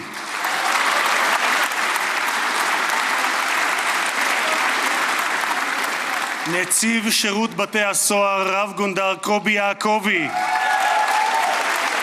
נמצא בשטח, הוא מאלה שנמצאים בשטח. נציב... All right, so Donald Trump there is all set to address the Knesset, the Israeli parliament, and this before he heads to Egypt along with Netanyahu for the Gaza peace summit. This after he announced that the war in Gaza has ended. This speech comes in amid the Gaza hostage relief, and he is now Netanyahu just held a meeting. Netanyahu and Trump held a meeting there in Tel Aviv, and now they are in the Knesset, all set to meet, all set to address. And U.S. President there, you can see with much fanfare, has been received in the Knesset upon his entrance to the building. The moment he entered, he got a lot of a wide applause there. And Trump will be addressing a speech there, and even ahead of when he was going to land in Tel Aviv, he said that this war has ended. And in fact, Israeli MPs there now applauding him. Jared Kushner, his son-in-law, who's Jewish, also is present there with Ivanka Trump, who is the daughter of Donald Trump. And this as all living hostages released, as Trump is all set to address Knesset. And this is on the end of the war in Gaza. And this is the latest we have right now. And there are much of support that is coming in right now. Hostages crossing the line now and entering the Israeli territory. And this is, of course, a moment, landmark moment that has come after 2 long years. Remember that Netanyahu has faced opposition from his people, from the Israelis, from the families of the those hostages. That is very, very not a good. That has not really augured well for him politically either. But he has taken Trump's assistance, and this is what we see now. That those 20 hostages today have been released by Hamas. Senior Executive Editor Abhishek Kapoor joins us live on the broadcast. Abhishek, well, we see that Donald Trump is being received with much fanfare, and he's all set to address the Knesset. But this, of course, remains to be seen how Netanyahu and his government actually goes about, because they are not saying that this war is actually ended. Well, you see, President Trump has already announced that the war is over. That's what he did after landing, and he's now all set to speak. I believe he's getting up to speak. Fourth president to be addressing the Knesset from the United States. And let's give credit where it's due. President Trump did play a substantive role in pressing both the sides to come to the table. Of course, apart from the United States, Qatar and Turkey were also part of the deliberations, and also many of the other Arab nations, including Saudi Arabia and UAE, for example, behind the scenes. But most visibly, President Trump really took the lead in making sure that in a time-bound manner a ceasefire is imposed, and then, of course, the hostages come back. 20 of them returned by Hamas. Remember, at last count, 50 or 52, of which only 20 have returned, which means the mortal remains of the rest would come. Relief, emotional release, so to say, for the families, for the victims, for the hostages who have come back. Israeli Defense also released, in fact, pictures of only 7 of the 20 that, according to Hamas, have been released. So maybe the rest are in the process of being sent back in a phased manner. 13 of them through the International Society of the Red Cross. But what is important is that President Trump really wants to make sure that his presence is writ large, and his role is writ large in the entire proceeding. He has traveled all the way. Before him, his special envoy, Steve Witkoff, his son-in-law, Jared Kushner, himself a Jew, and they have been camping in Tel Aviv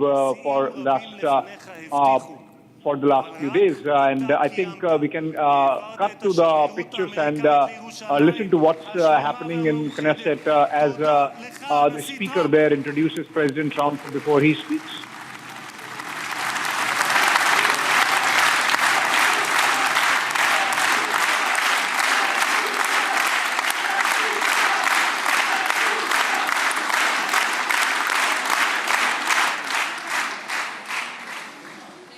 So there you have Donald Trump. There's a standing ovation for Donald Trump. This is, of course, a moment that has been something that even Donald Trump, of course, has been waiting. Abhishek, isn't it? We've seen that he did not get the Nobel, of course, but this, of course, is something that really, adds to his, one of the greatest success in his presidency, isn't it, Abhishek?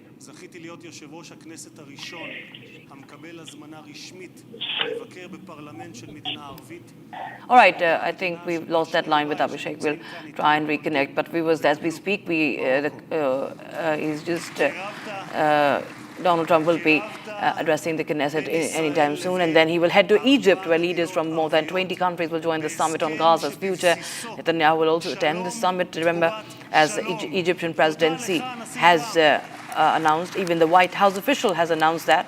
Donald Trump all smiles, everybody, of course, all smiles, and Israel has, of course, reasons to celebrate this moment that has come after 2 years, 2 long years, and after this, both the leaders will be heading to the Sharm el-Sheikh Peace Summit on the invitation of Egyptian President Abdel-Fattah el-Sissi, discussing the prospect of what's next there in Gaza, for the peace in Gaza and West Asia.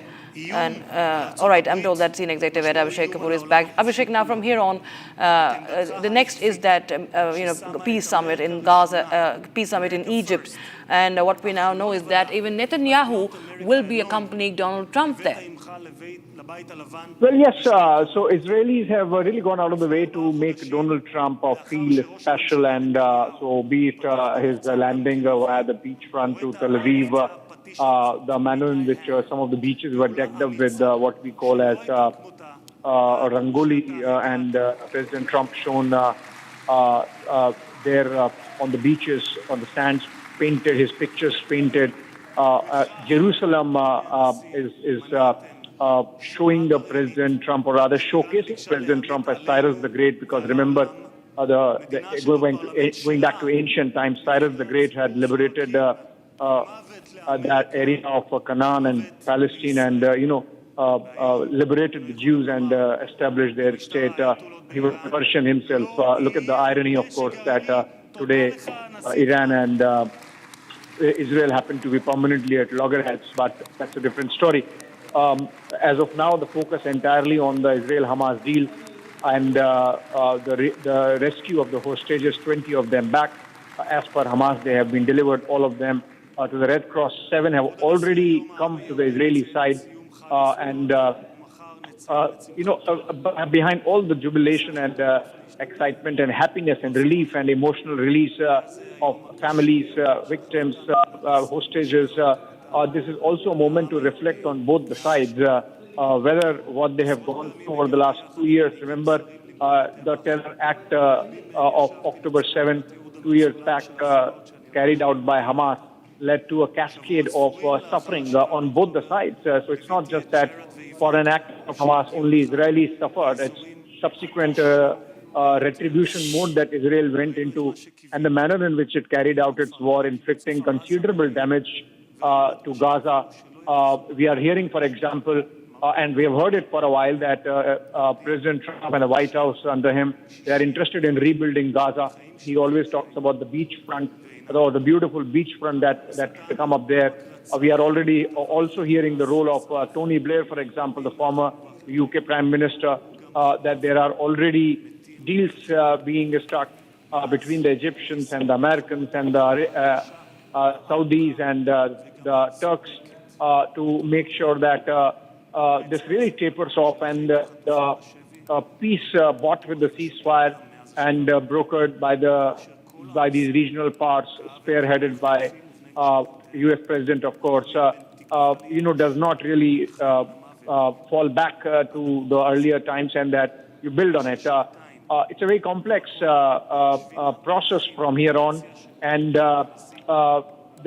you have Hamas as an actor, you have Israel as an actor, and of course you have Fatah, or the Palestinian Authority from Ramallah as another actor. Remember, and it's unfortunate that the terror wing of the Palestinian movement has had greater say, at least for the last 2 decades post Yasser Arafat, vis-a-vis the moderate wing led by Mahmoud Abbas, who's the president of the Palestinian Authority, tentatively ruling from Ramallah. Had it been reversed, and had the Fatah been a stronger voice between of the Palestinians, maybe things would have been different, and maybe would have been closer to solution. Be that as it may, Trump is starting to speak. Let's listen to him. President Trump is speaking in Knesset. Mr. President, you stand before the people of Israel not as another American president, but as a giant of Jewish history. one for whom we must look back 2.5 millennia into the mists of time to find a parallel, Cyrus the Great. You, President Donald J. Trump, are a colossus who will be enshrined in the pantheon of history. Thousands of years from now, Mr. President, the Jewish people will remember you. We are a nation that remembers. Far from being a local struggle, what we are witnessing is a global struggle, a global battle between the forces of extremism, radicalism, and fundamentalism, and those of freedom, liberty, and democracy. What the world needs now is not appeasers who feed the crocodile in the hope that they will be eaten last, like the kind we have seen recently at the UN General Assembly. And by the way, President Trump, your team has checked the teleprompter. It is working beautifully. What the world needs now are more leaders who are brave, resolute, strong, and bold. The world needs more Trumps.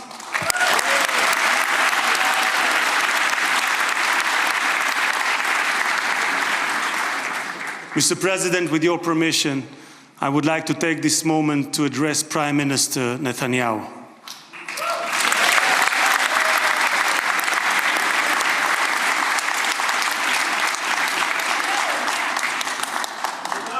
ראש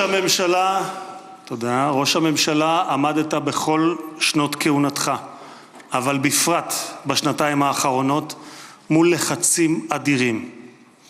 סטיב ויטקוף, שליחו המיוחד של הנשיא טראמפ, שלחם יחד איתך בשוחות על החזרת החטופים, אמר עליך, העבודה הקשה באמת הייתה של ראש הממשלה. הוא זה שהיה צריך לקבל החלטות קשות. Now, we'll come back once Donald Trump is addressing, the speaker, of course, addressing in Hebrew right now, viewers, and we will try and connect with Abhishek Kapoor once again to get more of an understanding, viewers, and just to understand that how Donald Trump is being hailed as the Cyrus, the return of the Cyrus, the Great, and of course that's its own significance in the Hebrew Bible. He's been hailed as this savior, the one who freed the Babylonian Jewish exiles almost 50 years later, who returned to Judah. And this of course is another what we see, that Cyrus, who had become a legendary figure in Jewish history, although even if he was not Jewish himself now, and we see that he's being hailed as an avatar of sorts of the Cyrus the Great, it seems, and that of course now Donald Trump is being hailed by the Israelis in the Knesset as well as the ancient Persian king, and that of course is a long time wait. You can see the visuals of those hostage families who are dancing and celebrating as those the remaining hostages have been released. Of course, it remains to be seen if it's a pause or is it permanent, if the peace remains forever or is just a pause. That of course is a question that we're asking, if the ceasefire is going to last. And Donald Trump has announced the end of the Gaza war. It remains to be seen what happens next. There are complex things at work, and the Knesset now is all set to hear Donald Trump's address.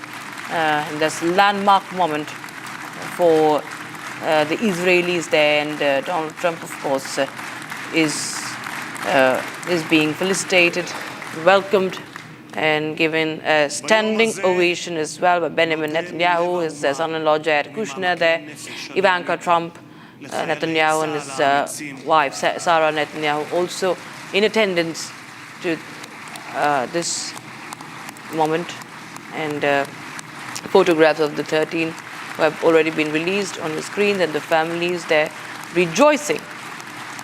It's been 2 long years at least that they've been waiting for their loved ones to come back alive, and it's the day, today is that day that they've been waiting for 2 long years, And you can see the visuals coming in. The operation returning home is successful, and Donald Trump will be soon addressing the Knesset before heading to the peace summit in Egypt.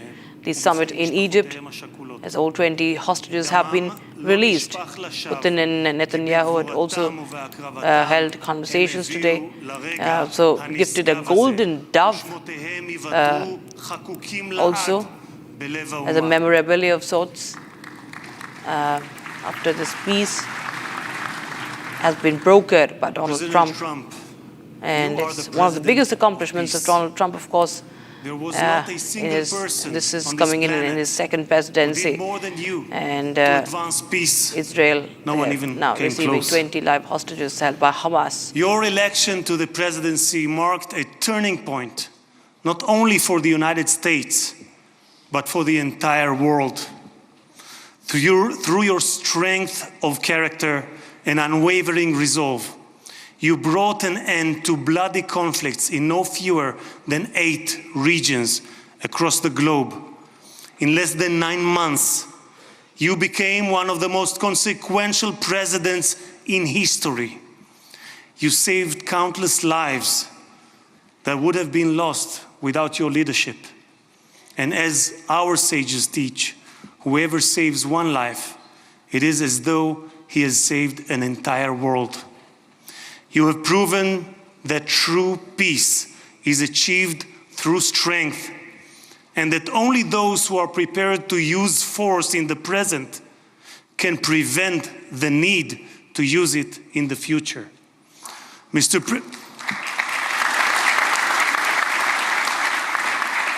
President, you, more than any other individual, are deserving of the highest recognition for your efforts in promoting peace. Therefore, I hereby announce that together with our good friend, Speaker of the House, Mike Johnson, we will rally speakers and presidents of parliaments from around the world to submit your candidacy for the Nobel Prize, Peace Prize next year. There is no one more deserving than you, President Trump. No one.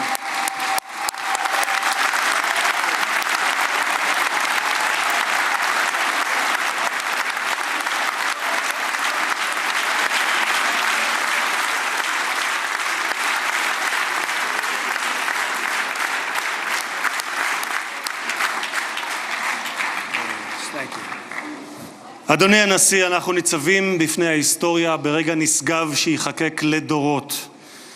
זה יום מאוד מרגש לאזרחי ישראל, יום שכולנו ייחלנו לו.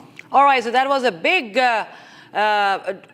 announcement in the Knesset as endorsement from Israel once again for the Nobel Peace Prize. He missed out on that Peace Prize this year, but as they just announced that Israel will be pushing for Trump Nobel Peace Prize next year.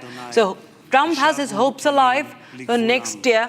That's the big update we have right now, as he is felicitated, he is welcomed there in the Knesset, and it's a fresh push for Donald Trump to get the Nobel Prize, this time for 2026 edition. Viewers, we will continue to get you the live updates from the Knesset, as Trump is all set to address the Israeli parliament.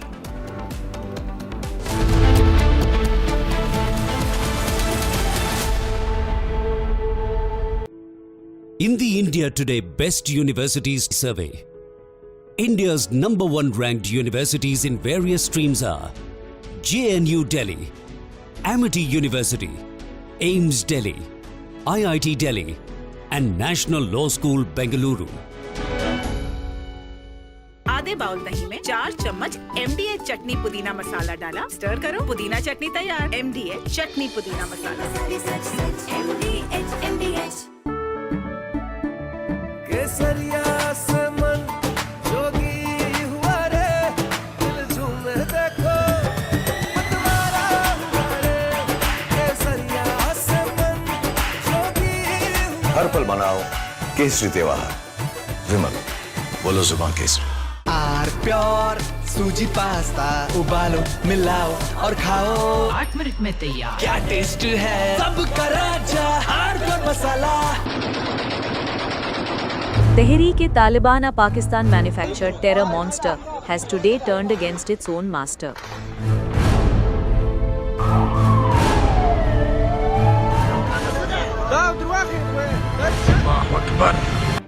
On the night of 11th October 2025, the Afghan Taliban smoked several Pakistani military posts. The terror group claimed to have attacked 16 posts across multiple provinces of Pakistan under its Al-Khandaq operations. The Taliban destroyed Pak's Durand line security. The group killed 58 Pak soldiers and held 5 as captive.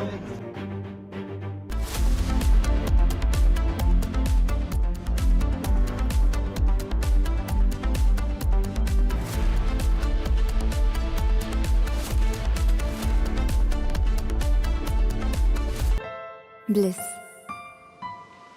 Sometimes it dances on your skin like first rain.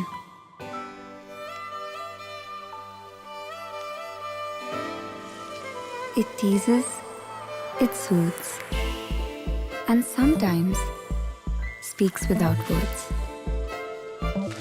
Experience bliss in all its forms with Hindware.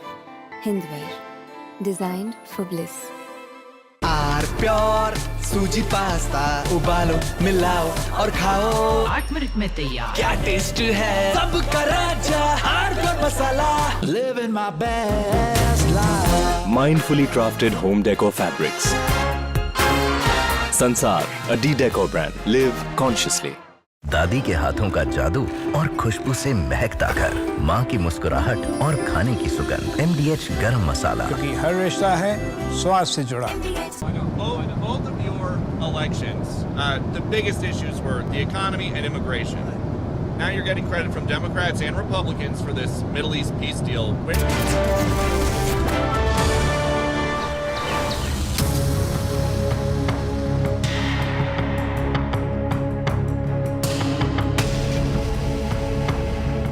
The lanes of Dharavi are not just narrow, they are full of crowd, full of people. It is difficult to even walk through the streets. Children, they play in these tiny streets, making it even busier. People carry baskets, push carts, heavy loads, they try to balance it. If two people carry weights, it is very difficult for them to pass through each other. And if we talk about the market days, it is even worse. Even to try and cover a small distance takes a lot of time.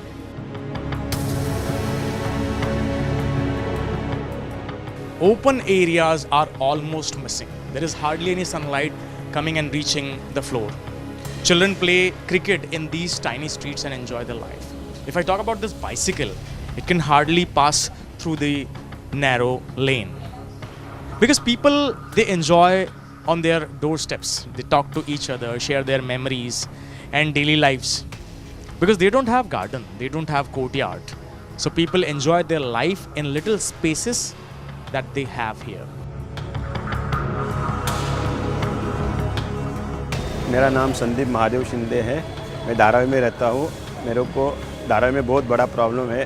प्रदूषण room वगैरह सब problem है, पानी का problem है, सब problem है। यहाँ पे कोई ध्यान देता नहीं है। खाली मेरे को यहाँ पे अच्छा हो जाए ऐसा मेरे को लगता है। धारावी में छोटा रूम है, इसके वजह से बहुत बड़ा प्रॉब्लम होता है। हमको रहने के लिए भी प्रॉब्लम है, सब बच्चे के लिए भी प्रॉब्लम है, स्कूल का प्रॉब्लम है, पानी का प्रॉब्लम है, लाइट का प्रॉब्लम है, सब प्रॉब्लम यहाँ पे है। ये मेरे ख्याल से यहाँ पे आके देखना चाहिए सब जन क्या है गवर्नमेंट में। हमारे तरफ ध्यान देना चाहिए, साफ़ सफाई करना चाहिए। धारावी में वो हो नहीं रहा है पहले की तरह। देखना चाहिए धारावी में आके। Even the daily life is hard here. Imagine carrying groceries or shifting your furniture in these narrow lanes. It's a task. Even if you go out with your family, you have to cross a lot of obstacles on the way. But the life goes on. This is the spirit of Dharavi. People, they share their food, they share their walls and their stories too. At the same time, these festivals are being celebrated in the true spirit in these narrow lanes. This is what Dharavi teaches you, life. The streets of Dharavi connect everyone, shops, workers, families. but they also tell the story of life full of struggle and life too. Here, every corner is filled with stories about managing, adjusting, and surviving, connected and alive.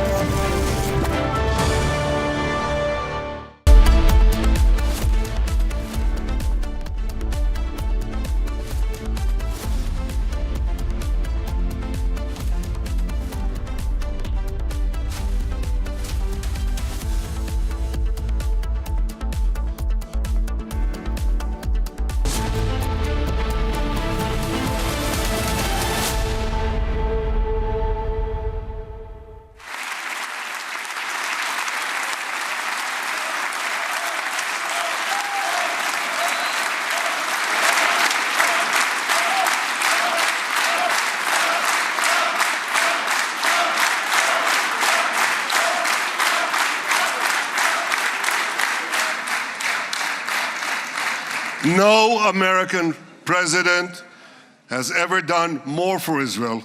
And as I said in Washington, it ain't even close. It's really not a match. Mr. President, today we welcome you here to thank you for your pivotal leadership in putting forward a proposal that got the backing of almost the entire world. A proposal that brings all our hostages home.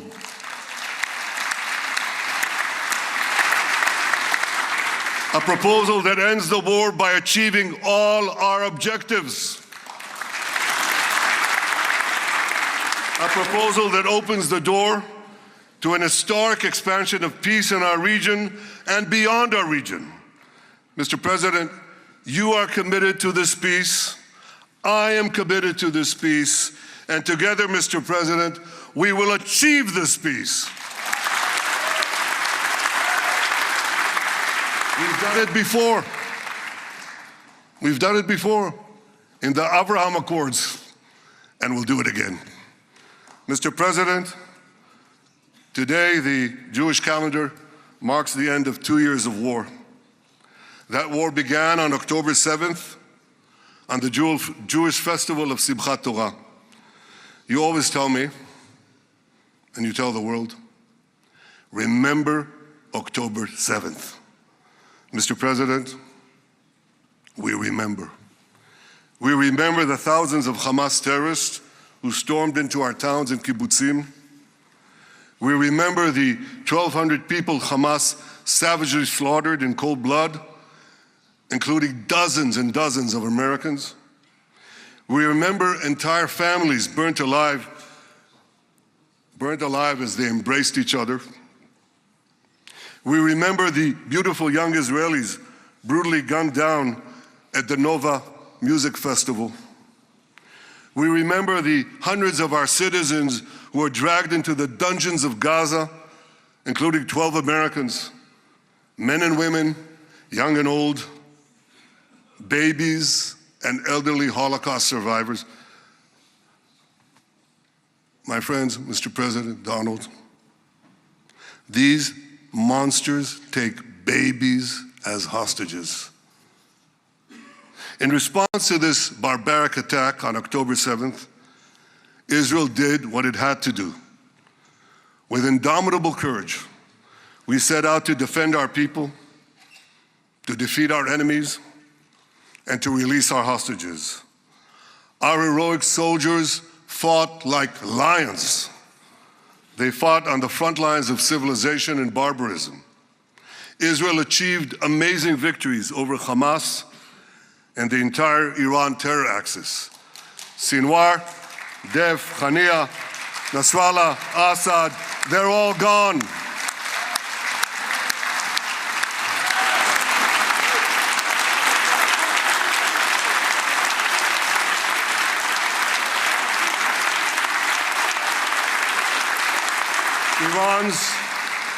Iran's nuclear weapons and ballistic missile program, with your enormous help, Mr. President, rolled back. Half the Houthi leadership wiped out. But the price of this victory, the price of these victories, has been heavy. Nearly 2,000 of Israel's finest were lost, nearly half in battle. They left behind parents, spouses, siblings, and children. Their love and laughter, their promise and potential were lost forever. To the families of our fallen fighters, many of them are here, I say, I know the depth of your pain. I know the inconsolable grief that will accompany you for the rest of your lives. The state of Israel bows its head in eternal gratitude to our fallen heroes. Because of these heroes, our nation will survive. Because of these heroes, our nations will thrive. And because of these heroes, our nation will have peace. Mr. President, thousands of our brave soldiers were also wounded, suffering terrible blows to body and soul. Brave soldiers like Ari Spitz. Ari is an American.